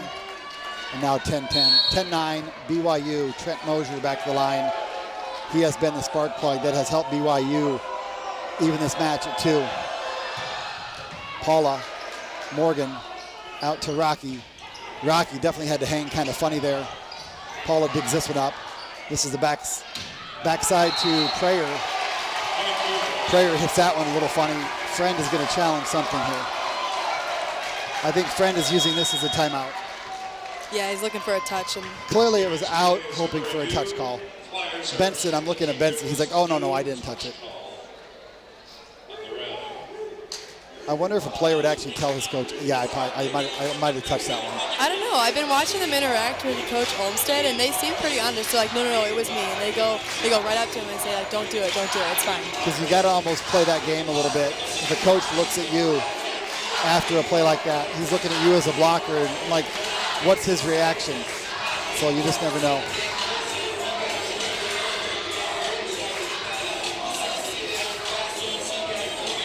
My guess is there is not going to be a touch on here. It's going to stay point BYU 11-9. Looks like there's a down ref. Point for BYU, hit out 11-9. This is a little separation, but can't remember if we had any other separation in this set here, but 11-9 and Mosier back to the serve. This is exactly where BYU wants to be. Paula, Haber, Rocky, Prayer tucked in the back. This is Trent Mosier. Haber with a great pass. Rocky, nice job by Michael Sack to take Julian out of the blocking pattern. Rocky delivers with his 8th kill of the night.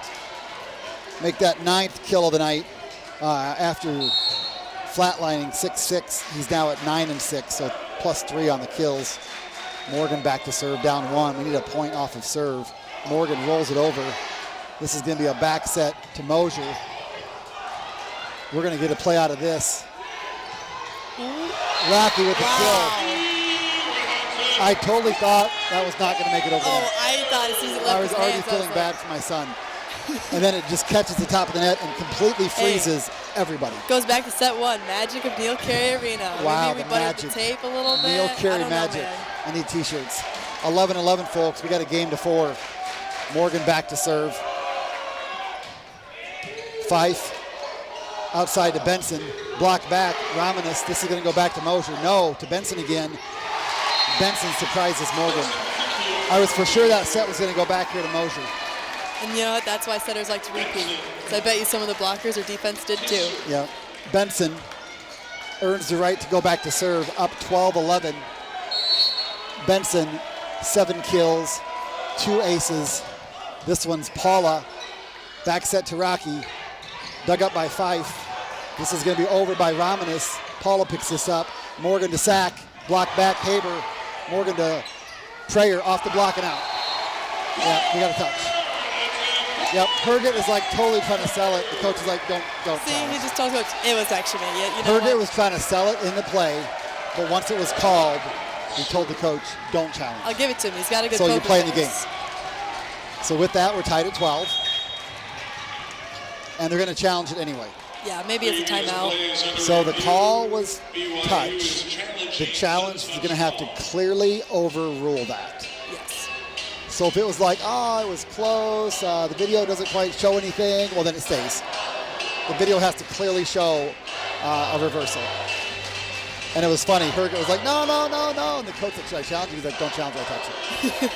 Hey, that's what you want. So I think this is a timeout. I agree. A good waste of a challenge. Coach's timeout late in the set. Because you get an additional challenge, correct me if I'm wrong, going into a 5th set. What's that? Don't you get an additional challenge? Oh, you get an additional one. So yeah, so it could be a burner additional timeout almost. Yeah. This is going to be quick. So he's going on to BYU sides of the net. That means they lost a point. And then point Lewis. All right, Rocky back to serve, 12-12. Rocky, 1 service ace, only 4 service errors, 9 digs, 10 kills. Rocky tied at 12. Wow. Look at Rocky that. deals an ace from the deck.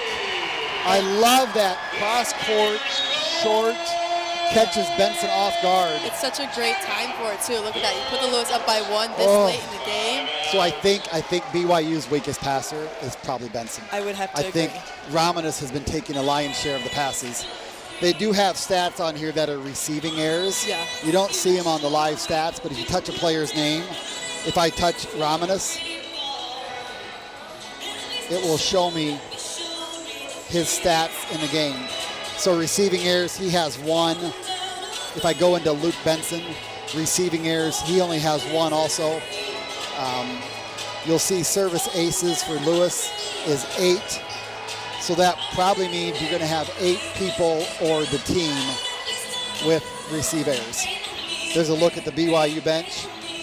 There's a look at the Lewis bench. Rocky back there behind the bench just served that ace.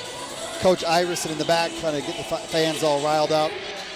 That's in his actual job duties. Other duties as assigned, Iverson. Just don't get caught on camera doing it.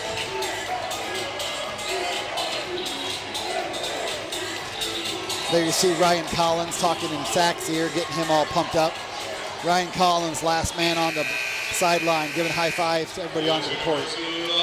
And this is Lewis Rocky serving. Up 1, 13-12. Passing for BYU is Romanis, Fife,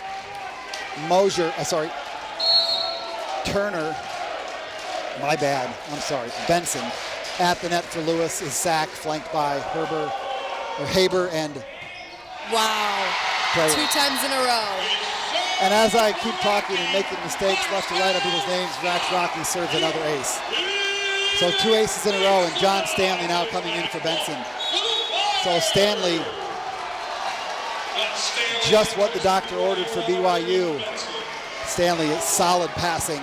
Yeah. Rocky back to serve now. They're going to have 2 set points. The first one off the serving arm of the 6'8 junior from Johnston, Iowa. There's the toss into the net. I felt it was a little bit of a funny toss, but Lewis will have their second set point on serve receive. Yeah. Gavin Julian, float server. Rocky, Paula, Haber, and Dan Friend looking to ice the server. Julian, looking at his numbers, 0 service errors, 0 service aces. I think his serve has been just a get it in kind of a float serve. And I think in the men's game, the float serve is a little bit easier to handle with their hands, so the men's team, the team is going to come up short. Yep, so then if the Flyers are in system, Tyler Morgan's going to have 4 options. He's got to know what option's the best to go to so his hitters can put it down first ball. So yeah, I'm sorry. But I think what Dan Friend's trying to do here, A1, ice a server. Yeah. And B, Tyler Morgan, make sure you absolutely know who your options are. Yeah. Hitters, I want you to make sure you're loud so Morgan hears you. On an in-system ball, we're going to run this, this, and this. Morgan, this is what I probably hope you run. I think our best option is. Yeah. But I think as a coach and a setter, it's so hard to question a setter in the moment. There's so many things going through your head as a setter, right? Yeah, exactly. Where my blockers are, where my matchups are, who's Just the hot hitter, am I close to the net now, am I off the net? Yeah. Oh, do I look at the middle blockers and cheat maybe one way or the other? So when a coach tells the setter, you will set this player on this ball, and the setter doesn't do it, I'm like, you can't get too mad at that. You almost got to say, hey, come on, coach. I saw something different. Here we go. Rocky, Paula, Haber on the outside with his 15 kills. Michael Sack in the middle with his 4 kills. Christian Prayer front row on the right side with his 13 kills. This is Paula, this is Morgan, this is Prayer, and that is down. And I want to give you a hug. Rachel Kazarowski and Lewis Flyers getting a signature win. You know what? We saw Dan Friend talking to Tyler Morgan, and they ran Christian Prayer in an inside set just like they did Thursday. They did that against UCLA once.